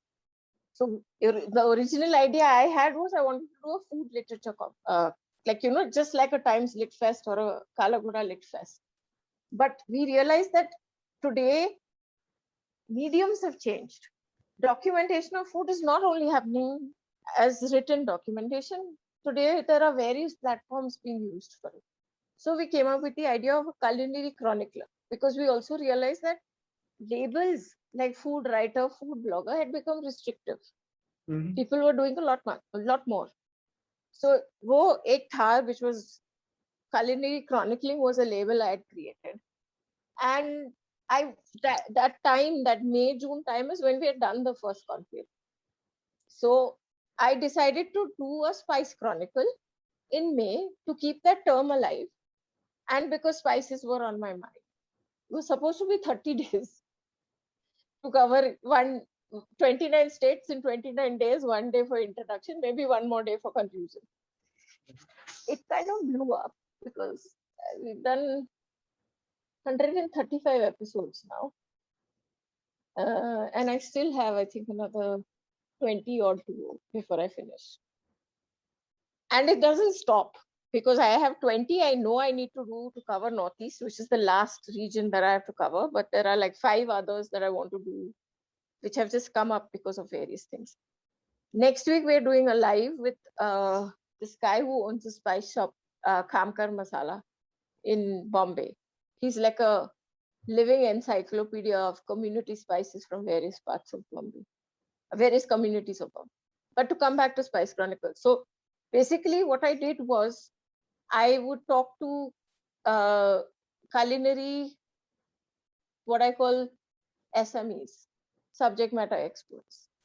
And these could be chefs. Actually, we had very few chefs, home chefs, people who do YouTube channels around food. Like really, we've had some really top of the pops food YouTubers come in, like people that people are crazy about. We've had food bloggers, we've had home chefs, we've had people who've done research projects into food, and we've had people who run spice businesses, whether it is the owner of a spice farm in Kerala or somebody who does single origin spices in Bombay. And what my objective out of this is, I want to map how we use spices, because I realized when I started out that we all know we use spices in India, but we don't know how they are used in various regional cuisines. It's not been documented. We only know what we know about our own zone. Maybe a little bit of, like maybe if we live in a Bombay and we have a Bengali neighbor and something else, we'll have a caricature or idea of what their food is. But beyond that, we don't. And there's no documentation on this. The only seminal book that's been written on spices in India is the one that Mariam Reshi has done about 3-4 years ago. Yes. But so even her book covers one aspect of spices. And I know that she did a lot more work in that space, but a book allows only so much. So at that point, I had no idea where I was going. I was just like, okay, let's do 30 episodes and see where it goes. Like I spoke to friends of mine. So people who were into the video space were telling me that, do the lives and then we'll stitch them together into something and whatever. Started doing the lives, went through hell because my phone was one crappy little thing that like they wouldn't save. So then I would have Natasha sitting in the other room screen recording the whole thing. And then I would process it and upload it. Because by that time I'd started, and if someone was giving me an hour of time, it was my responsibility to make sure that, they were properly showcased. So all this craziness was happening. And can you imagine, 6 months into the pandemic, I bought a new phone. Because, and I realized I was the phone that was screwing up with the saving and all that stuff. So anyways, that was happening. And it's just shown me the potential. I mean, it's shown me how much more there is to discover, because every episode has 3 new directions I want to go in. So the Spice Chronicles has been happening, and my short-term goal with that is that once I'm finished, I want to do a report on the top findings. And then I'm going to do a second phase of research, which is where I'm going to deep dive into actual spices, cooking with them, putting together stories. So I'm doing bits and pieces, like the Mumbai Sunday Curry project that I've announced, which is basically in partnership with No Footprints Explorers. It's the one So you're doing. there, yeah. So there, what I'm doing is I'm exploring the spice blends of specific communities. So I'm doing these little projects that allow me to have some fun, but also allow me to do a deep dive into a specific aspect, which will eventually, if all goes well, I want to do a really, really amazing book on spices. Except that my husband says I should be thinking beyond a book. So I don't know where it will go. That's where I want to go. Question actually, which is, how does this get output? Will it live as a video archive? How are you making all this information, bringing it all together? The book is definitely one, but I do agree with your husband on that it's more than a book. And, as something that you said also earlier, which is the way that we communicate, the way we tell stories, the way that we commune with one another, and how we look at things has changed.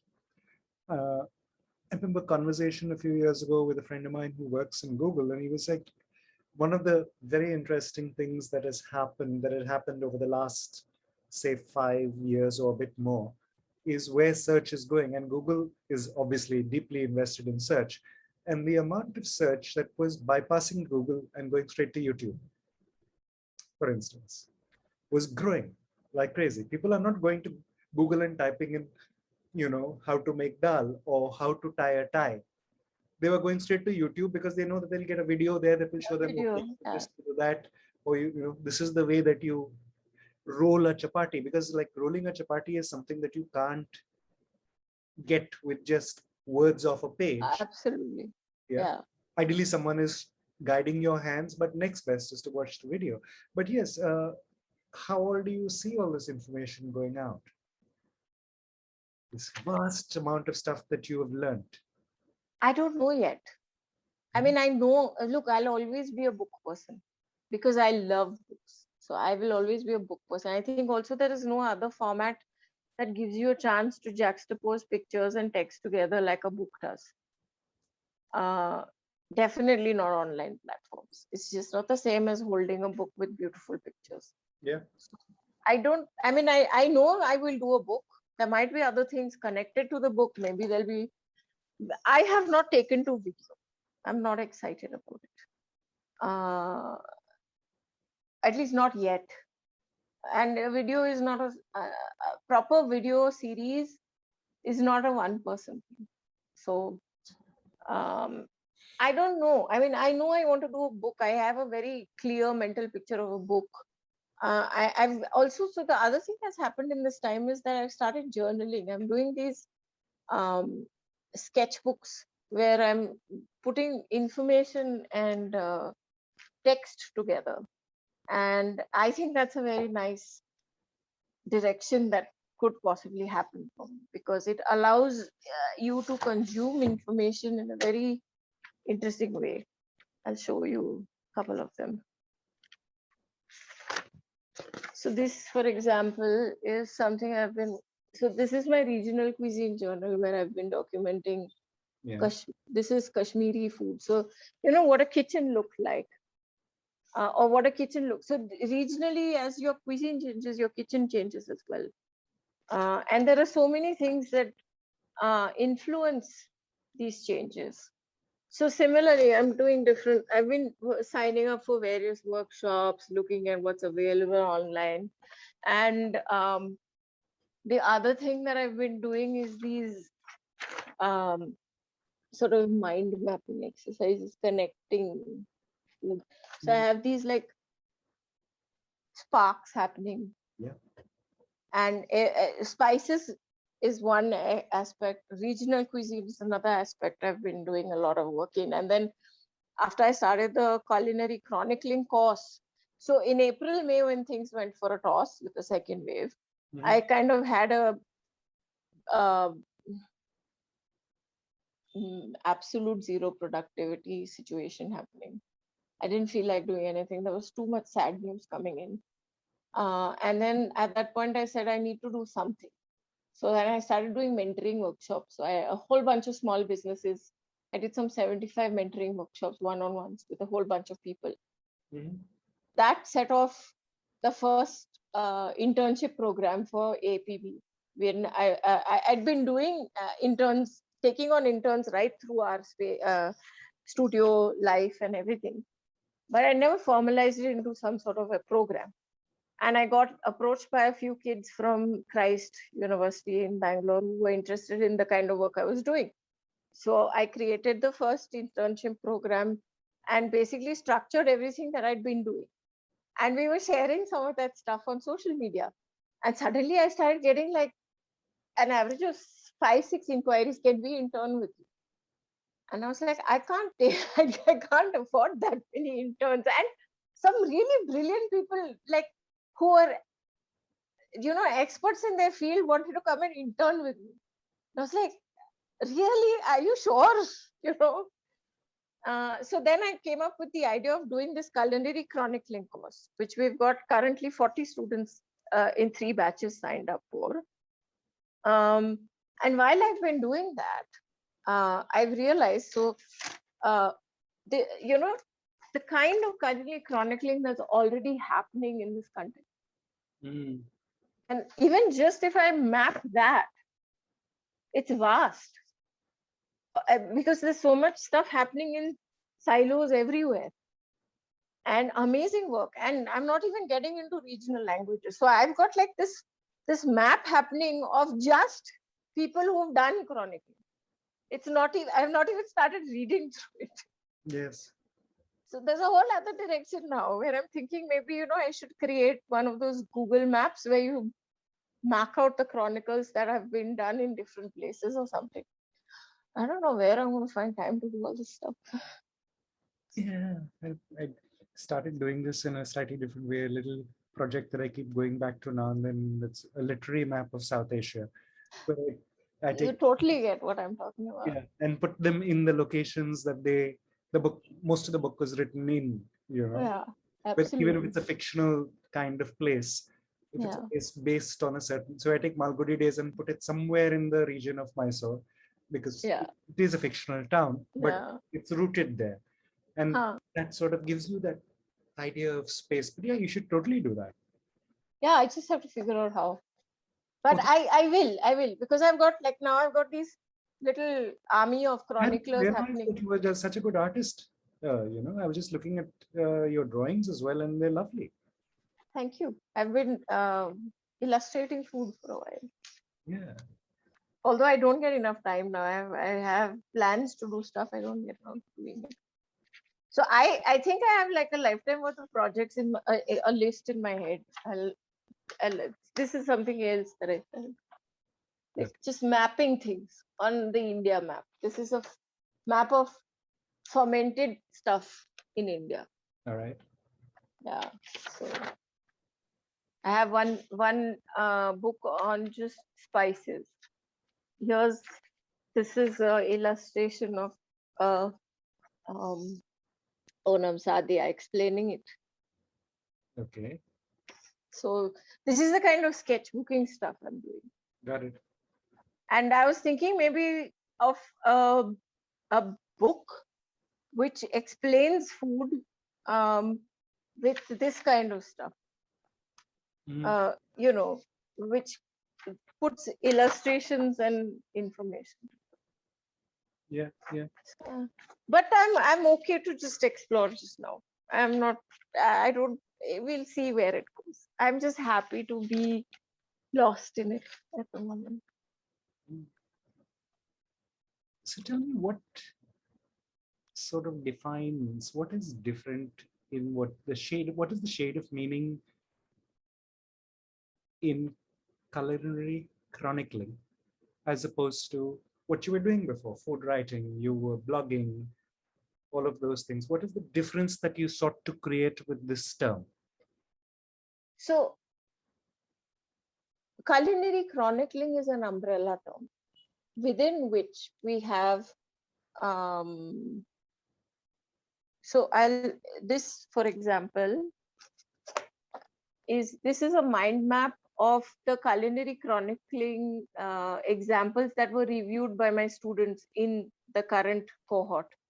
And here, for example, we have TV, we have books. So within chronicling, we are exploring 5 mediums, starting with oral, which is our earliest form of communication and therefore chronicling. Then came graphic, which is art. Art and spoken language together gave us the written language. So that is the third medium. And then we have visual, which is when progress came in and innovation happened and the camera was invented. So visual. And then there is oral. So the podcasting is the manifestation of the oral. Mm-hmm. And then there is social media, which in the last 2 years has become a very, very viable form of documenting food. I mean, if you look on Instagram today, I don't know if you noticed, but Onam was crazy the last couple of years. Ganpati food, traditional food around festivals. We've just had so much time and we've sort of reconnected with our traditional food and we want to share it with the world. So Mm-hmm. it's been a very, very, it's like Instagram is like one huge recipe exchange now. If I put up a picture of a ingredient and I say, I don't know what to cook with it, I'll get 20 suggestions from different regional cuisines. Like I was asked to speak on a podcast on okra from the Indian perspective. Yeah. I don't think the guy knew what he was asking for. Yeah. Like, I think I can write a book on okra now. Bhindi cooked in different ways across the country. And I used to hate bhindi when I was a kid. Now I love it. We even have it growing in the garden. So I've got to see it from 360-degree perspective. But yeah, so chronicling, 5 mediums. The idea of a chronicle in my mind is something that has got various forms of detail coming in. So from the research perspective, from the information visualization perspective, from how you put that. So what your chronicle manifests at is probably something you look at a little later. Mm.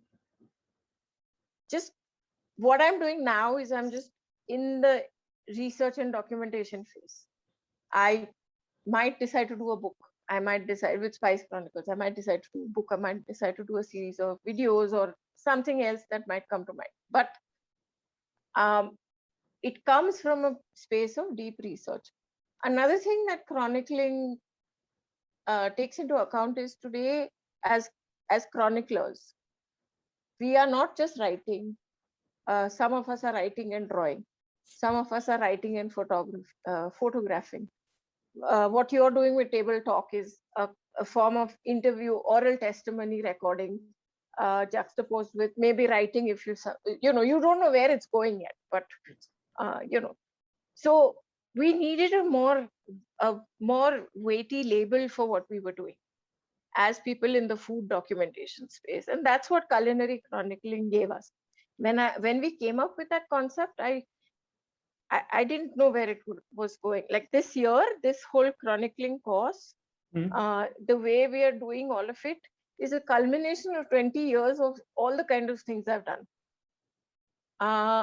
Even I am sometimes amazed at how amazing it is, and I wish I know I used amazing twice in the same sentence, but I wish I'd had something like this at some point in my life. And I think I mean, look, this little mind map I created, it's got such fantastic examples. There are people talking about books. There is somebody who told me about um, a book called Eating Mud Crabs in Kandahar, about reporters who were reporting from war zones and the food that they found over there. There was a book, no, an article someone talked about called Cooking is a Sign of Independence. And this, it talks about the how cooking has been perceived as something that holds women back, but it's actually also empowering for a lot of women. Mm. So there are things I'm finding out about that I had no idea about.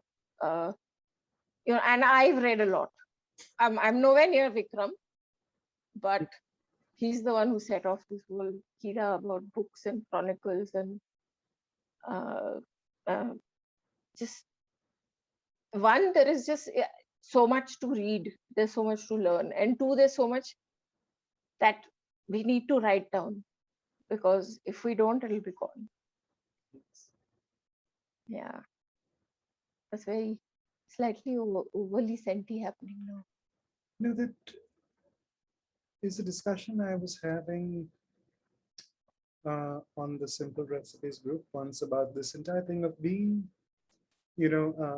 just, and it's there in your life, your grandparents' house, the joint family thing, the way that food was prepared, you had space, you had like a terrace to dry out stuff, you lived by the seasons, you you harvested your tomatoes and you figured out a way to make your tomatoes last you a certain amount of time past tomato season, right?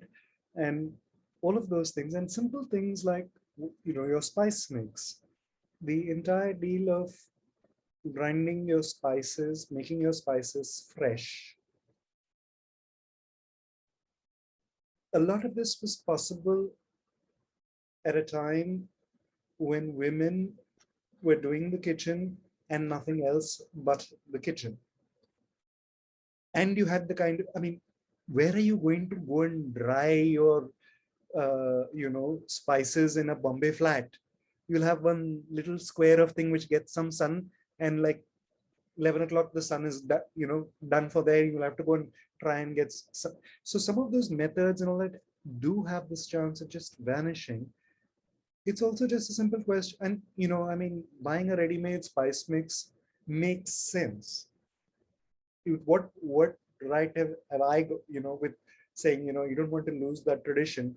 What right have I got to go and tell someone, listen, you should be spending 3 hours sitting and grinding your spices when you can just take a packet out and use it, right? So evolution, and John and I were talking about that as well when we talked about that, about like embracing the technology that's there, all of those things. But I'll just interrupt myself for a second and remind folks who are in the room still, thank you for being with us through this. Unlike a lot of the other table talks, I'm not going to go on and on and on, because Rushina does have an early start tomorrow, and she also, very kindly consented to do this time, which actually doesn't suit her, this 9 to 11 and a bit beyond. So I'm going to have to respect that and try, and I'm not going to keep her for, an indefinite period of time. But if you have questions, please put them in chat, or you can use the Zoom raise hands thing. You're welcome to come on in audio if you like, or with video if you like. Let us know and we'll enable it. But I'm going to just ask, I'm going to make that space for you for your questions. But I want to ask you, this is something we sort of touched on briefly when we were talking about what we'll talk about when we talk during the week. You talked about losing stuff, and so what's Rishina's legacy? What is the legacy you're building? Well, of course, the vanity-based legacy is the books and whatever I want to do. But the thing that I've learned in the last 2 years more than ever before, like honestly, in the last 2 years, I've had more conversations than the longest time before that. And when I mean conversations, I don't mean the kind of transactional conversations I had when I was running the studio and stuff. But like you and me, we've known each other for I don't know how long now. And this is the first full on conversation we're having. And this is the kind of stuff that's happened. There's been friendships made with people I've not met, but I've had such intense conversations with. Um, so I think the legacy I would like to leave behind is uh, I don't know how to explain it, but I was just reading somewhere recently that we should work towards um, what um, it was a book I was reading where a very established, very well off artist takes on someone who's very talented but from a very low income background, and that person asks this established artist that why would you take me on, and he says that I am not going to live forever, and the legacy that I will leave behind is the people that I influence with my thought processes. So I know it sounds kind of, I don't know, take over the world kind of stuff, but that's not what I mean. What I mean is, and it's very funny because when I started doing this whole chronicling thing, there is this one friend of mine, his name is Mihir Unakar. He's responsible for the entire movement of internships and working with young people that I took on, because his daughter was one of the first interns. She's still working with me. She's one of my biggest points of pride. Her name is Shivani Unakar, I should mention that. Um, he said, when I started doing the internships and I was talking to him about it, he said, this is, or I don't know if it was Shekhar who said it, but one of them said, and I used this with you the other day, the Rushina Munshaw Ghildiyal or the Rushina MG school of thought. Like I was saying, Peter Griffin's school of thought. There are certain things I have figured out how to do and I do well. I want to see Indian cuisine documented. I can't do it alone. And we have um, so many voices in this space, so many things that need to be written down. So if I can help that happen. And by the way, we've got Ratika, who's been very kind to hang around throughout the whole conversation. So Ratika just announced a book, which is on khichdi. And I've mentored her and her sister through that. And it basically documents khichdi's from different parts of the country. It's a tiny, sweet little book, but they've sort of announced it as a fundraiser, and I had a beautiful time helping her put it together. I've done a bit of research and put the introduction. So I got a chance to do what I love to do, which is research the sort of origin and um, evolution of khichdi. Mm-hmm. So I did that little bit for her, and then they've collected recipes from all over the country and stuff. It was a very, very nice journey, and we've managed to collectively put our strengths together and put out something that hopefully will go places. And if nothing else, it's got 52 beautiful khichdi recipes. So I guess I've meandered a little bit, but that's the kind of thing. We can all hope to write that fantastic book or create that fantastic legacy of our own, but I think it's the people that we touch and the people that touch us that are really important. I remember Ranveer telling me once that the story of how many people will be at your funeral. And I guess that's what I mean. I know it sounds very sad or pessimistic, but just if we can spark people off. like spark off that idea of, I mean, you've done it for me. Vikram has done it for me. He keeps sending me all kinds of things that I should think about. He's been pushing me like crazy to get my Uttarakhand book done. You guys did it for me. Antoine did it for me. I'm just passing that on in my own way. I think every time someone turns around and tells me I made a difference to their life, that's what makes me feel good. That there's a reason for our existence. Yeah, yeah. I know I'm sorry, I've gotten a little bit I get off you. track. I hear you. It's, and I mean, I found this phrase that works for me on this, and not very long ago, as in it's somewhere in the last maybe 5 to 10 years, that I found this thing about, which in 3 words sort of captures so much and says so much, that's like, which is paid forward, right? Exactly. Yeah. Yeah. Because I say that all the time. that we all stand on the shoulders of those who came before us, right? Nothing that we do, like, look, if we had to start off everything from scratch every generation, it's going to take a long time. We have the technology, we have, like, whatever it is, you have the pressure cooker that makes food that much easier. You don't have to sit and slave over a stove or wood stove and be inhaling smoke, because now you have gas at home, or you're cooking with electricity, all of that.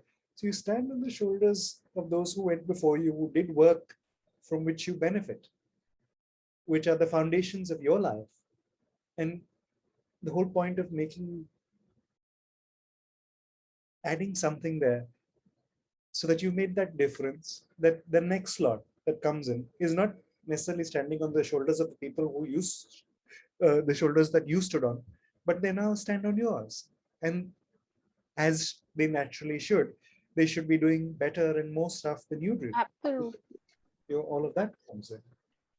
Yeah, that's what I mean. Like Shivani, uh, in her first article that she wrote made it to the top 10 list of the Condé Nast best food writing. Mhm. Like, what more could I ask for as a teacher, right? Yep. Yeah. So I don't have a term for it, but pay it forward is one part of it, and the other part is that legacy, right? I mean, there's a legacy that you put down which will live in books, and there's a legacy that will live on through the people whose lives you touch. I Yes. think. Yes. And when we look back, we look at this and we see who all, you know, how many of us know the names of our family members more than 4 generations on average, right? And the remarkable people who think there, but nevertheless, it's what, each of them has left something behind, which has then gone on, and it works from there. Let's take that question from Pratibha, because it's something that I also wanted to ask you about, where she says, you said cooking empowers women. Could you elaborate on that a bit? So it's what you were saying about how um, in time evolution of society specifically, cooking has come to be something that people want to run away from because it's considered like drudgery. It's been made into drudgery. It's been made into especially when we decided to do this whole let's make girls and boys equal, we started keeping our girls also out of the kitchen. Boys को तो कभी कुछ सिखाया नहीं, girls को भी kitchen से बाहर कर दिया कि जाओ पढ़ाई करो, do something with your life, you don't need to go and cook. You're basically the most fundamental aspect of your life you are devaluing completely. Because of that, the woman who wanted to be independent didn't want to get in the kitchen. But what we've seen just now, specifically in this pandemic, when I said that empowering thing, it was in context to that article, but I don't remember the entire aspect of it. So I can find that link and share it with you. But in this pandemic, so many women have taken wing as little home entrepreneurs. It's a movement that's been growing. And one of the most amazing aspects of that has been the women entrepreneurs who uh, very successfully packaged up regional cuisines of India. So, like in Bombay, for example, today you can actually eat Kashmiri cuisine, the cuisine of Malwa, the royal family of Malwa. Charoli Foods is a kit. So she started out just before the pandemic. Charoli Foods um, started out as a home chef doing pop-ups and catering food, like sending home delivery food. She's in this time set up her central kitchen, and she is doing beautifully with, it's still a central kitchen. She's still delivering from that kitchen, but today she's formalized it into a business. And she's just one example. In Delhi, in Gurgaon, you have Mata Mal, which is the Sadhu family. So Nalini Sadhu is a Kashmiri Brahmin. The family is a Kashmiri Brahmin family. Mata Mal means Nani's house. They do home style Brahmin, Kashmiri Brahmin food.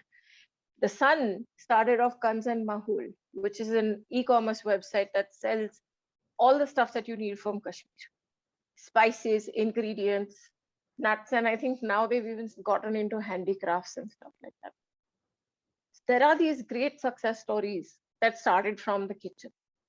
And it's just women who were clever, who had a strength, who made something out of it. And many people have survived because of that. I just met a home chef yesterday who was telling me that uh, here in Uttarakhand, that the second wave debilitated them. They have a fashion business, went completely down the drain. Their entire family got COVID and extended members. So 15 people in their family, one after another, got COVID. There was nothing happening. So they said that, look, if we can't do anything else, let's put our resources together. They started making COVID meals and delivering them to people around the city. And she's saying, we didn't do it because we expected an income. We didn't do it for money. We just did it because we went through it and we wanted to make life easier for people. But she's saying it sustained us. We actually made money and kept going through that time. So in many ways, I think cooking is empowering. It As long as we need to change the mindset that it is going to tie you down, which is what it's always like. We've always said that there's so many pressures for a woman from that perspective. Like I was telling you about how when Aman was a baby, people would see him and he's like a healthy kid. Okay, tell you 9.5 pounds at birth, the bloody hospital clothes were not fitting him when they would change his diapers and all that. And it's always like that. Why is your kid not eating? It's your you're a bad mom if your kid is not eating. You're a bad mom if I can't make rotis to save my life. Okay, but it's such a big, I mean, I'm not saying in my family, everybody's amazing.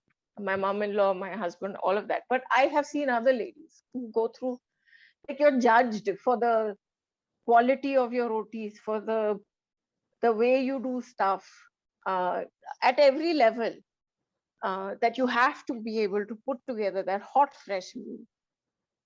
That if you order out, it's not a good thing. If you take a shortcut, it's not a good thing. If your kid eats Maggie, it's not a good thing. There's so many pressures that women go through to be just to meet a certain standard. And which is why this whole, I see so many people who are like, I couldn't be bothered with cooking. I hate cooking, whatever. But actually, and I think a lot of people in this pandemic have also realized that it's very empowering. You yourself have realized it in the last 2-3 years. Not just from the perspective of making a living or anything. Cooking helps you take control of your life. Yeah. And food is going to be a fundamental requirement for every single one of us. And whether we are boys or girls, we need to know how to cook. Not because we have to be gourmet chefs, but because we have to be able to feed ourselves. So I think I've gone off again with a different direction, but that's what I feel cooking is empowering. I will find that article though and share it with you. It's the thing there of, and this is something that we were seeing during lockdown, and this is the stories that I heard so much in the Simple Recipes group, was this entire, everybody was in the same boat, okay? Uh, Yet, in the entire time around where everybody's got this enormous of adjusting to this very different way of working, you're working on screens, you're figuring it out. And inevitably, the, the load of making sure the family was fed fell to the women. They were doing as much work online as anything else, but hey, you still got to have three hot meals a day because India may nobody believes in refrigerating and putting food away. You have to make fresh meals every time with people with different dietary requirements, different generations, all of that kind of thing. And you know, people with allergies or with whatever it is, and whatever it is, you had to do all this entire thing. And it all fell to the women, inevitably. But you know what you were saying is about cooking. I think the thing that sort of turned the switch in my head was reading this Roger Ebert essay on the crock pot, right? Where he makes the entire case of it being like you have no excuse really for not knowing how to cook. And he talks about it through the method of the crock pot, which is a one pot kind of device where you can do stuff, do a whole lot of things. And I happen to have my realize that my mom bought a rice cooker. I remember that. I've watched all your updates. Yeah, and I decided, okay, this does it has one simple principle. When the water runs out, it shuts off. It reaches 100 degrees. The moment it goes above 100 degrees, it will shut off. Now, and that sort of appealed to me in one sense of, okay, I think it was about 6 months before I actually made just plain rice in it, because I was like, okay, how else can I hack this? How else can I do this that uses this base principle? And it became interesting from there. And lockdown made it essential because my cook was away. There was very limited supplies, and the recipe group was such a lifesaver for me because the basics that I didn't know, and sheer generosity of it. And hey, look, even now when I started that group, just to address that point that Pratibha raised, which is when I started that group, I thought it would be people like me who would be the majority, and therefore mainly men, right? Because we're looking at being able to manage, right? We don't have fundas, whatever our privilege was, we never had to learn to cook. We're trying to get by, we're trying to improvise. And as it turned out, 80% of the membership up to this point, 2 years, year and a half down the line, 80% of the membership identifies as female. But That's that's where the because even if you're in your case, you are living on your own, right? A lot of guys, if there's a woman in the house, the my food is there, assumption her job. was when I that Huh. now everybody's at home. So in a fairly egalitarian kind of way that people will be now sort of figuring out the tasks. Okay, like I know friends of mine who's like one of them doesn't know how to cook, the other does, and they've sorted it in their way. Okay, the person who doesn't cook takes care of the cleaning and the dishes and all of that kind of stuff and contributes in that way while they're both still juggling their jobs and the kids and everything like that. But I just thought it would be who would need this group more. Yeah. It would be people who have not had to cook True. and therefore now want to contribute. And it's not. It's been people who actually, the majority of the group, they are not rank amateurs like me.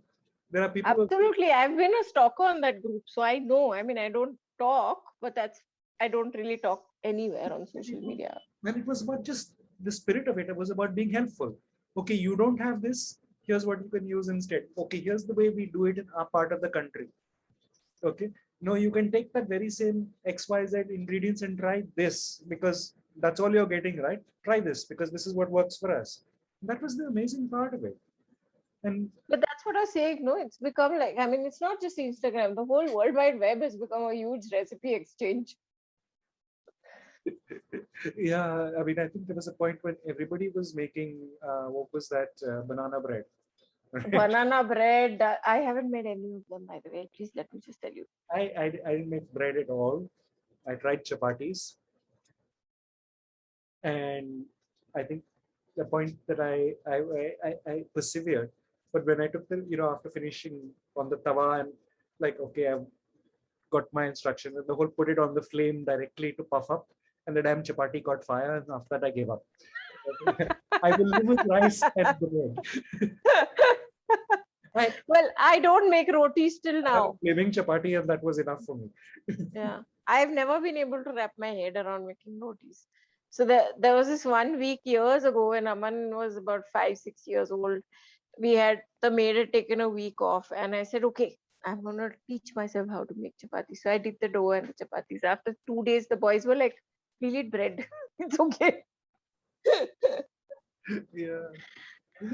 Yeah, Pratibha, that is the point. The people who know to cook but don't want to. I've become that person now. I realized that during this time, when my cook was able to start coming back to work, it was like such a relief because I took no enjoyment from cooking.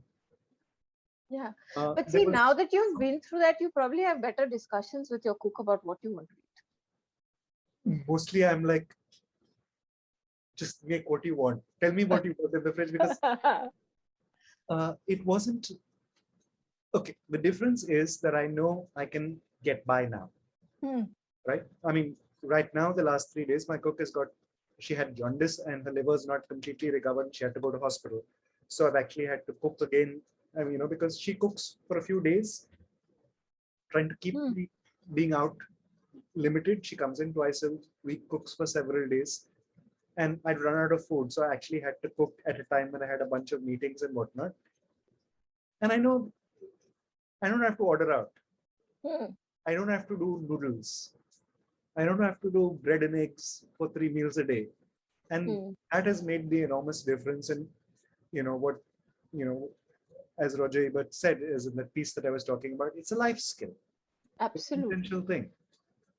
And we should know it. I think it should be a matter of pride. Just like we aspire to do so many other things in life, we should aspire to cook well enough to feed ourselves. I think that Um, to me, I put it in two scales. I said, feed myself. I mean, as you pointed out, I live alone right now, but feed family. All right. Obviously. Family will forgive you for a certain amount of stuff when you're giving them food. So A is that level. B is, are you confident enough to have friends over for dinner? And I think I've reached that point now. We shall find out when I come back to do. But point C, the bit beyond that is the one that I don't think I want to aim for, which is it's the kind of thing where you have the kind of dinner where friends go home raving about. I'm not going to get there. I'm okay with I will feed you, you will not have indigestion.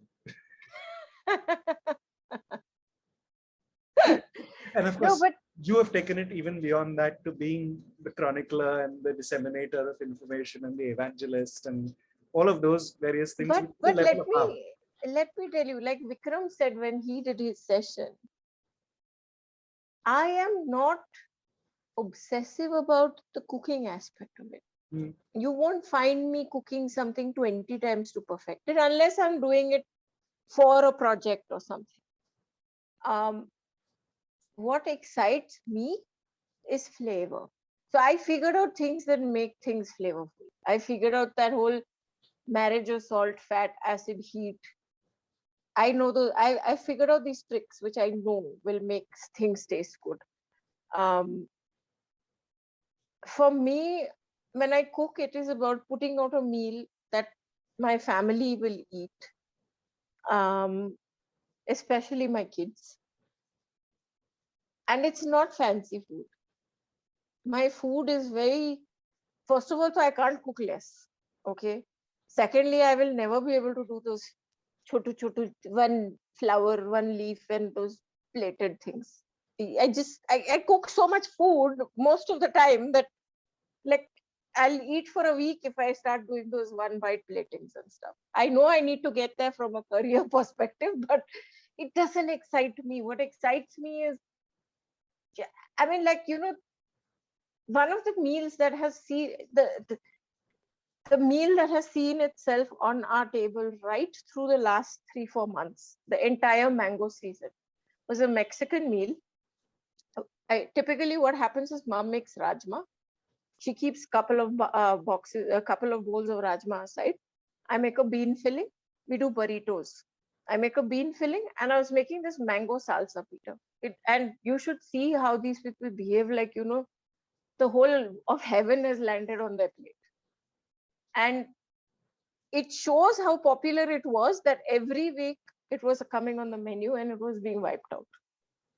That's a successful meal.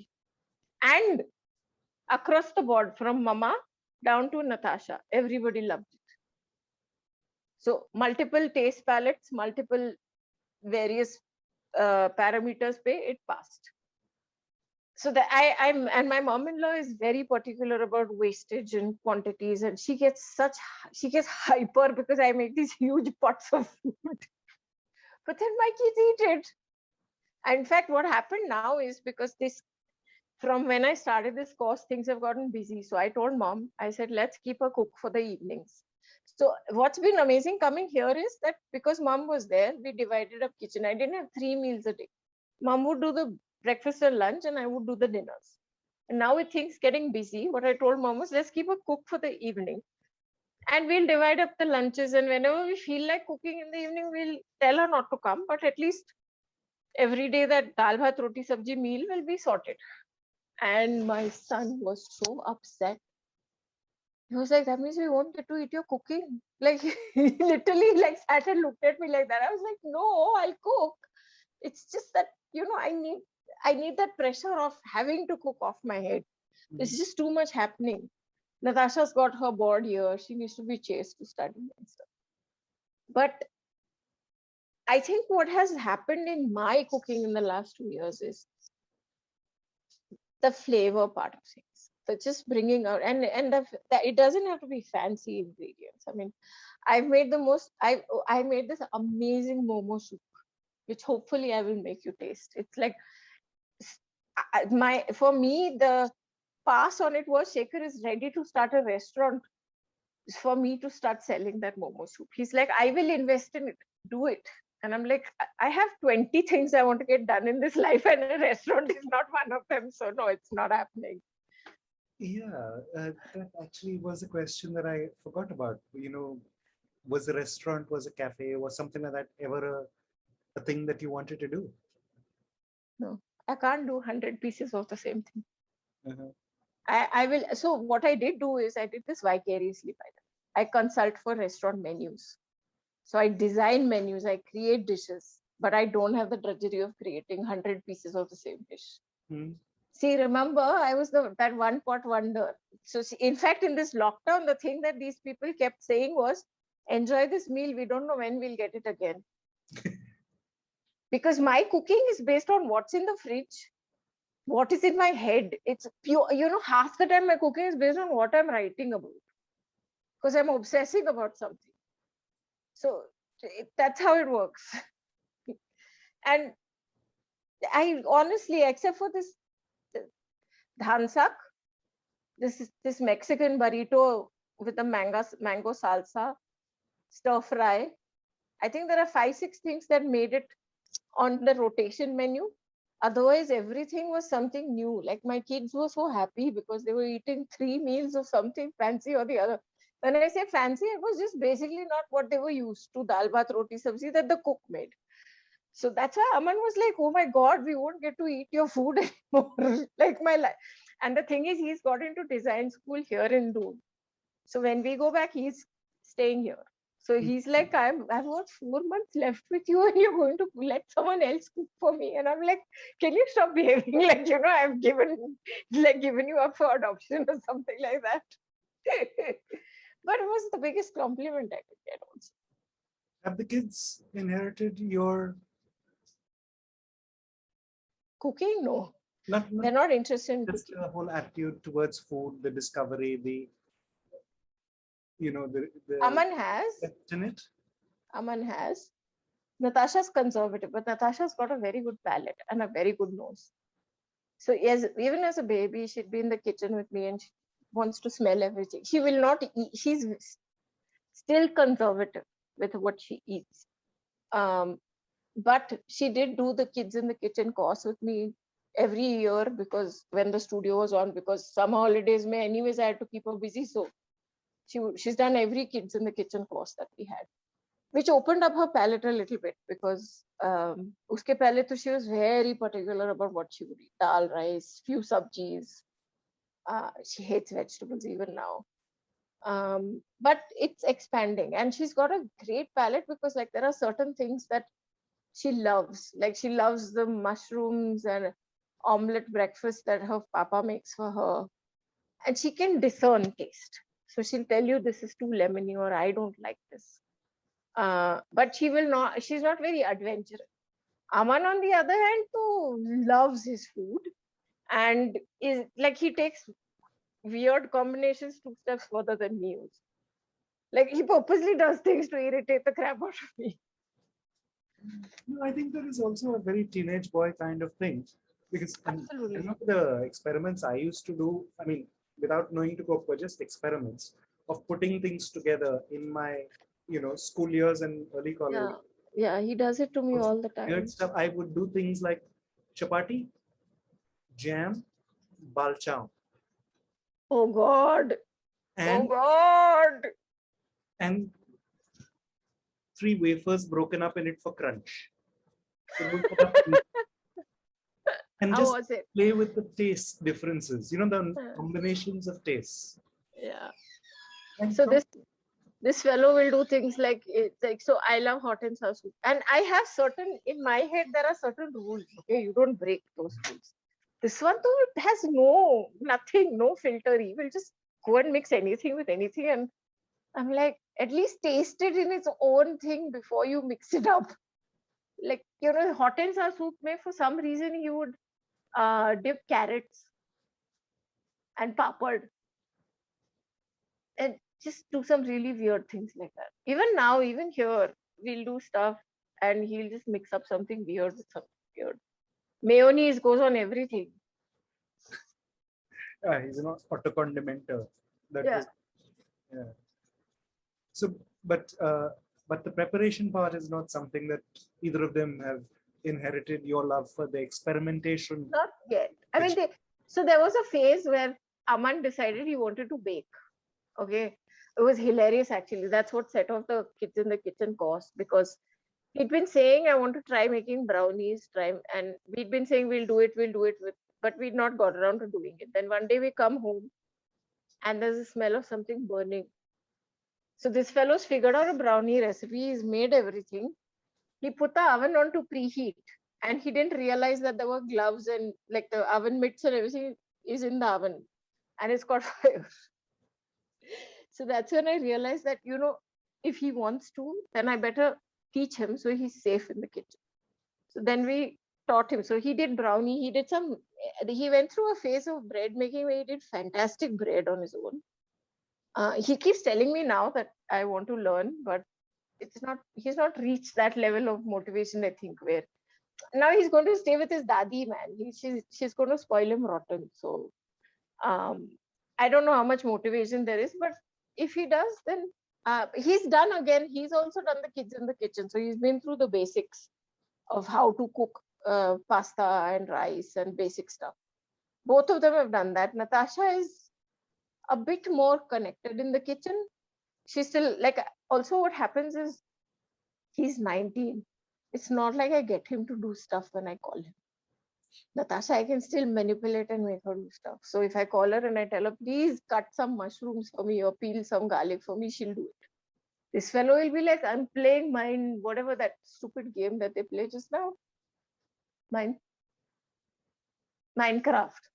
I'm building a farm on Minecraft. I said, Daddy, learn how to cook in the kitchen. No, then you go and build all these virtual farms and figure out. I'm building a bread factory, some shit like that. I'm like, make some bread, feed the family, cook one meal in a week at least. So finally over here, one day he did nachos. And they are both experts at making ramen and Maggi. So that is one weakness. The noodles is a weakness I share with both of them, but I obviously I can't afford to eat it as much as they. But ramen is a big thing for us. So let's wind this up with one more last bit, because I don't see any. Is anybody else got any questions from the audience? Let us know. And if you, like I said, you're welcome to come on audio. Just put that in the messages and we'll turn it on. But I want to, while people think if there's anything else they want to do, from your journey, if you had to sort of distill learnings about food writing, about putting the chronicling of food, what do you think are your most important things that you've learned?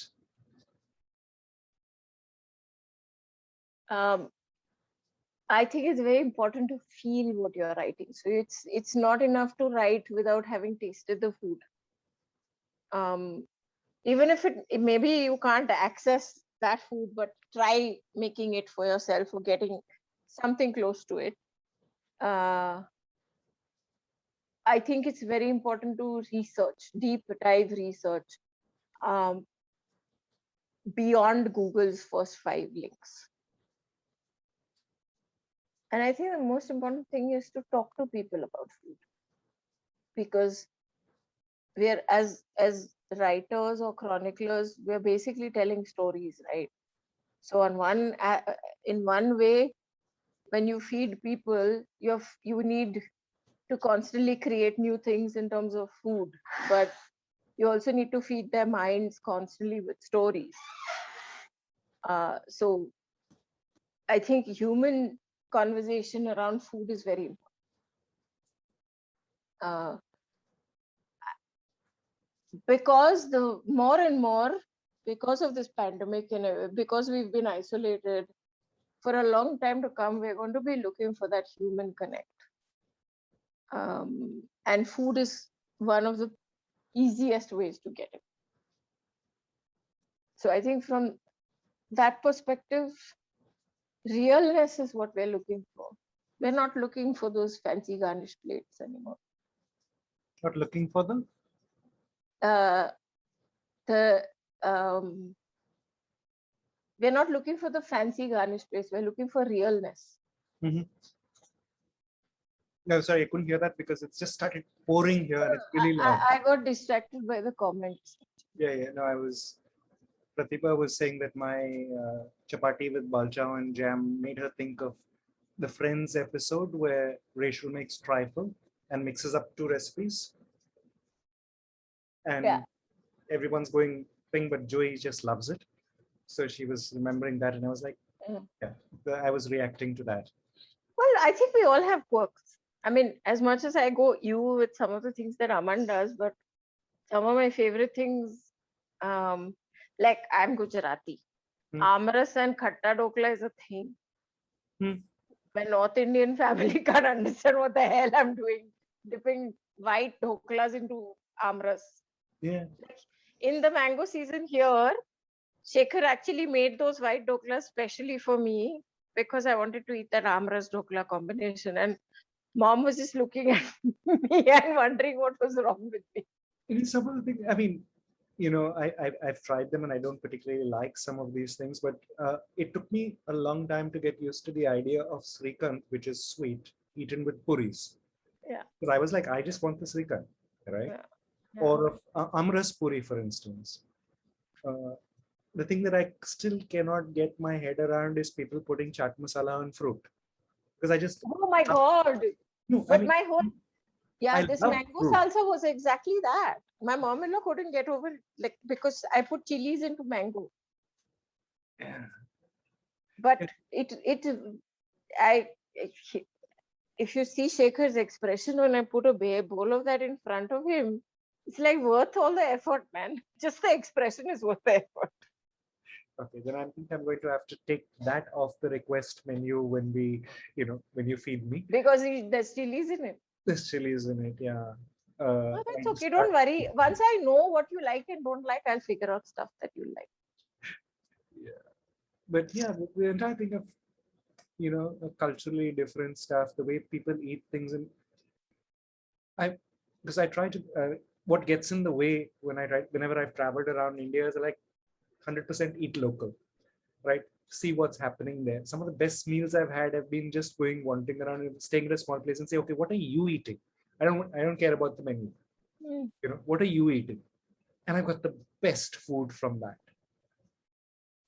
Absolutely. Ghar ka khana. Absolutely. I was at a guest house in Assam at a place called Haflong, Circuit House, and they were very apologetic about various things there because the room I booked they weren't able to give me, and then they gave me a room in the old guest house, which is the tiled roof guest house with a bathroom that is bigger than Bombay flats. you know, it was a huge corridor of a bathroom which had like a urinal. Corridor of a bathroom. No, it was like so long because it Yeah. started out with like a urinal, a bidet, a commode, a squat commode, a bathtub, a shower, all in a row. Wow. Okay. And They should just put a bed in there. No? Everything would have got sorted out. the bedroom was bigger.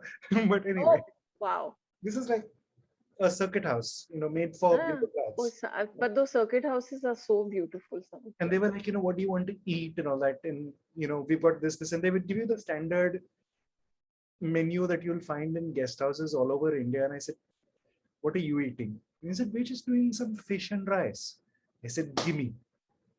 And it was the most, this thick red rice and a river fish that was sweet. This was the spice. And I told him, the only thing that gets in my way when I'm traveling around India is my The low chili. tolerance for spice. So I said, there's just one thing. Can you just make it without chili? Because it's people love their chili there. They looked at me a little strangely and said, okay, fine. You're our guest in any case, and you want to eat our food. So this much we're willing to do for you. Such an amazing meal. Just the simple fish curry and rice. But that's what food over here in Uttarakhand is absolutely about. I mean, it's so difficult to when you ask people, right? They don't want to serve because they don't realize how amazing their food is. So, the simple stuff like we also have a red rice in Uttarakhand. We've got some of the best dals growing here. And if you ask locals, what do you eat? They'll be like, hum to dal bhat khate hain. How can we serve that up to guests? So paneer will be made. And I'm like, why? Please, like why paneer? But that's what they feel is, worth serving a guest. But there is nothing, trust me, there's nothing like a meal of rajma chawal or tor ki dal is like the winter food that we eat here in Uttarakhand. Tor is tur ki dal ka akha form.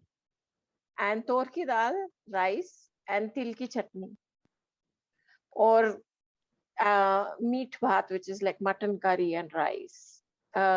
Simple things, I mean, our just dal bhat and ghee is epic here because the produce itself is so good and we don't have very heavy spicing. Karwali food doesn't have very heavy spicing. We don't even have very complicated spices. In fact, because Uttarakhand was cut off from the larger India for a very long time because it was part of Uttar Pradesh, because it was geographically as well as politically cut off, the cuisines actually stayed sacrosanct and it's in the home kitchens. Mm-hmm. So, and because throughout the evolution of the cuisine, it wasn't very accessible. The region getting in and out was difficult until infrastructure came in and stuff. So we've very autonomously developed everything local. Dal, rice, everything grows here. And we have a specific spice profile. We use jakhia and so jakhia is like a dog mustard. It has nothing to do with mustard. So we have jakhia, we have gandherin, we have jambu, everything that, so you still do a tadka, but unlike people who do a jeere wala tadka, we do a jakhia wala tadka because jakhia was available here. So in Garhwal side, we use a lot of jakhia. In Kumaon side, we use a lot of bhang jeera, which is perilla seed, which came to us through the northeast border side. So Kumaon side has adapted stuff from Nepal and the northeast. So this jambu grass is a sort of dried herb that is used in tadkas that came to us from our Nepali connect. And there are all these amazing nuances to the cuisine that have developed because of where it is located, and because it sort of developed a foraging culture and adapted a lot of stuff from the local environment. So, I mean, the stereotype everybody uses as a sensation is that stinging nettle that we eat, but that's not on the regular plate. It's No, a very I've tasted a little bit of the Garhwal side food because I used to go regularly to Oli and eat okay. at dabas on the way, right? Uh, Coaching. So I have the most amazing memories of it, like the same kind of similar thing, the very basic river fish, rice, yeah. and eating that it's on the way because at Oli itself it's terrible because Huh. Tourist stuff trap. there. If you're going at one point, it was the cheapest skiing practically in the world, right? If you go there to ski. Uh, But the meals were like very basic. uh, It was like whatever they would bring up from Joshimath, right? Because hmm, it was hmm. a resort. Plus, the thing is, in Uttarakhand now, most of these tourist places, they've got all this very generic tourist trap food. Like you'll get Bombay bhel, but you won't get Gadwali dal. Absolutely. No, So Oli was even the Joshimath would be the thing, but Oli because everything had to come up by cable car, yeah, limits and what you could get there, and it yeah, used to be like literally aloo one day, gobi the next day, aloo yeah. gobi on the third day. Like, Hmm. and then you have one non-veg day for your course time, and you have a choice between mutton or egg curry. You can't have both Oh, okay. because only one. Yeah. Because just getting that up The there, quantities, yeah. mutton was just horrible because we'd finish the meal and we'd go out and count the dogs just to make sure. Yo, okay. Joke. But Yeah. No, yeah, no, it's a very standard joke of it, yeah, especially when it comes to momos and stuff, unfortunately. yeah. Because I just realized that that actually we had some lovely momos out there, and we introduced one of the daba guys at Oli to the concept of making baida rotis, which he was like completely nonplussed, and we just explained the concept for him, and it took off because everybody loved them out there. You could get fed up of the mess food because I told you the mess food was aloo gobi and this horrible mutton once in a week kind of thing. So we just go to the daba for soup and momos and all of that. And aloo parathas Amazing with stuff. a nice generous stick of butter on top. Oh, totally. But yeah, uh, Pratibha, the question on I think Uttarakhand staying is a long and complicated one, which depending on how you want to go there and how long do you plan to stay. But What is the question? she's asks if she's planning on doing long stays in different places, and Uttarakhand is on her list. So what are the options, kind of thing, if she wants to stay for a lengthy period of time? Oh, there's so many options here, honestly. I mean, I don't have specific names for you, but I know everywhere in Uttarakhand there are these little bed and breakfast kind of like there's just down the road here. There's a place where people are renting. So it's like a full meals and whatever, 1,200, 1,300 bucks a night with a room and all your meals. Lots of people are staying there in that bungalow. I think there's some 8, 10 rooms, and the top floor is taken by a long stay family from abroad. So lots of these solutions all around the region. Mm. And in fact, just yesterday, so just recently, Shekhar had a colleague who came down from Bombay and stayed for a week, and he was also looking at this sort of an option of a long stay uh, to work out of somewhere like this. The only challenge for him was he wanted a swimming pool nearby, which there isn't one here. And Mm. plus, in the winter, so there's like you Yeah. freeze your butt off to go and swim. But so it may be later, but there's amazing chotu properties. There aren't too many big properties like hotels and stuff, but there are amazing chotu properties that are offering this kind of work from home concept and stuff like that. I'm assuming that if it's a long stay, you're looking for somewhere that's more like not a hotel which would per night be more expensive. But yeah, there's Or a lots of these. homestay or a extended, like a short-term rental, like if you could rent for 3 months. Even so, and very possible to do. Hmm. You can find places to rent all over. I mean, even in this place where we live in Vasant Vihar, there are places that are being let out and things like that. You just have to look around and look online.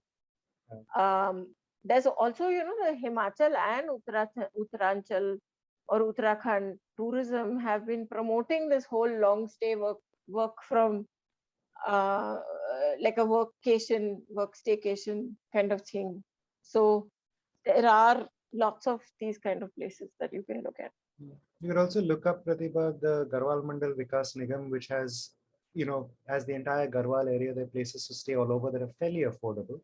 But we're staying from food right now. What I would like to ask you, Rushina, is sometime during the week, if you could put together a few things of interesting resources to look at, good reading material, etc., which I can share with everybody who attended today as a sort of a, return thing. And I will remind all of you that if you liked today's talk, I will send you the link again to how to donate to Rushina's charity with the Verushka Foundation. Would you like to, can we wind up the conversation by telling us why you chose Verushka and what they do? So basically, Varushka was one of the people. Remember, I was telling you I did those mentoring sessions in April, May. So Varushka was one of the first people who reached out. And when I heard more about them, I prioritized doing a session with them because so basically the Verushka Foundation works with children in the autistic. When I say children, these are young children, teenagers and young adults in the autistic spectrum, as well as individuals who have Down syndrome of various levels. Not very clear on the terms there, so I'm just trying to keep it as broad as I can. So intellectual disabilities, learning disabilities, developmental disabilities of all kinds. And what they do is they train them and they place them in hospitality jobs in restaurants and stuff, because a lot of these young adults are actually fantastic at specific aspects. So if I'm not wrong, she was telling me that the kids who are in the autistic spectrum are extremely good at doing very precise stuff. And while they can't visualize a whole plate, but they can chop beautifully. They'll take their own time. They will not compromise on it, but they will chop beautifully. And the kids in the Down syndrome area are very good at putting things together, like a plated meal and stuff like that. So anyways, they go through full training. These guys have an institute in Goregaon. It's called, it's a proper commercial kitchen. They're trained on commercial gases and everything. So they can work in restaurant kitchens and hospitality kitchens. Now these, before the pandemic, they just started like in 2019, and they had kids who were placed in jobs and stuff. But because the restaurant industry went for a toss, the kids, a lot of people tried to keep the kids on as long as they could, but when their operations ended, then the kids' jobs went. So, and that's one aspect, and the other aspect was that the girls can't be placed in jobs. It's not there aren't enough safe environments for girls to be placed in. So when I spoke to her at that point, I just, one mentoring session actually extended. Tatiana is so Varushka was the sister who I think was in the autistic spectrum, and she passed away, and the family set up the Varushka Foundation in her memory, and her sister Tatiana runs things with her husband, and the parents sort of are the directors behind the scenes. And when I got talking to them, it just became from one conversation to three conversations. And in fact, as of last week, I've joined them on their advisory panel. We've been working towards creating solutions. So what we've done in the last, so in April, May, just after the second wave, I did a fundraiser with an Uttarakhand culinary experience where people signed up and they received a box of spices from a local small business. and we did an online workshop. We raised 95,000 out of that. We gave some towards Kalap Trust, which was trying to set up a hospital at that time. And some of it has been, so we've put a large chunk into investing into a offshoot brand from Verushka, which is called a Byte Better. And a Byte Better is going to do various things. So they've already started creating hampers and doing very well. So over Christmas, Easter, Raksha Bandhan, these kids create various different hampers. And now they're looking at a line of weekend pop-up menus. So the kids will cook up meals which you can order. So these will be two verticals within that space. And largely, although we are not making it only, like if boys need help, they will also be absorbed. But largely, this is to employ the girls. And the funds that we get out of this, part of it will be go towards giving these girls or the students or the trainees salaries. They'll be employed, trained, and paid a salary, and part of it will go back. So it'll be a cyclical thing. And we hope to continue fundraising because there's lots of things like, when they started, it was supposed to be a training institute. But because they had to pivot into this food production thing to create jobs for their kids, there are things like we desperately need to invest in a freezer. So, that's one of the low hanging fruit that we need to, well, not low hanging fruit, but one of the immediate things that we need. Yes. And various other things, of course, and we're working on so in this early October with the Dan Utsav that's coming up, we're going to do a bunch of fundraising activities at that time as well. Because we're trying to work out systems where people can sponsor a child. A lot of these kids come from underprivileged backgrounds. And until now, what Verushka has been doing is subsidizing their education. So the parent has to pay 50% and the foundation puts in 50% for a certain I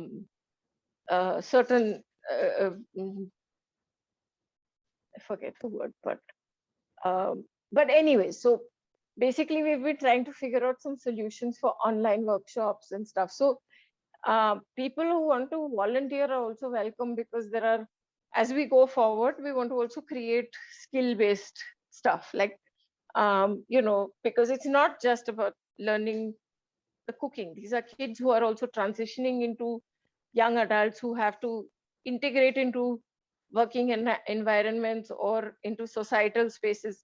So they need other training as well. So as they go forward, the foundation wants to create a more holistic life skills sort of a course where cooking and hospitality training will be part of it, but also other things.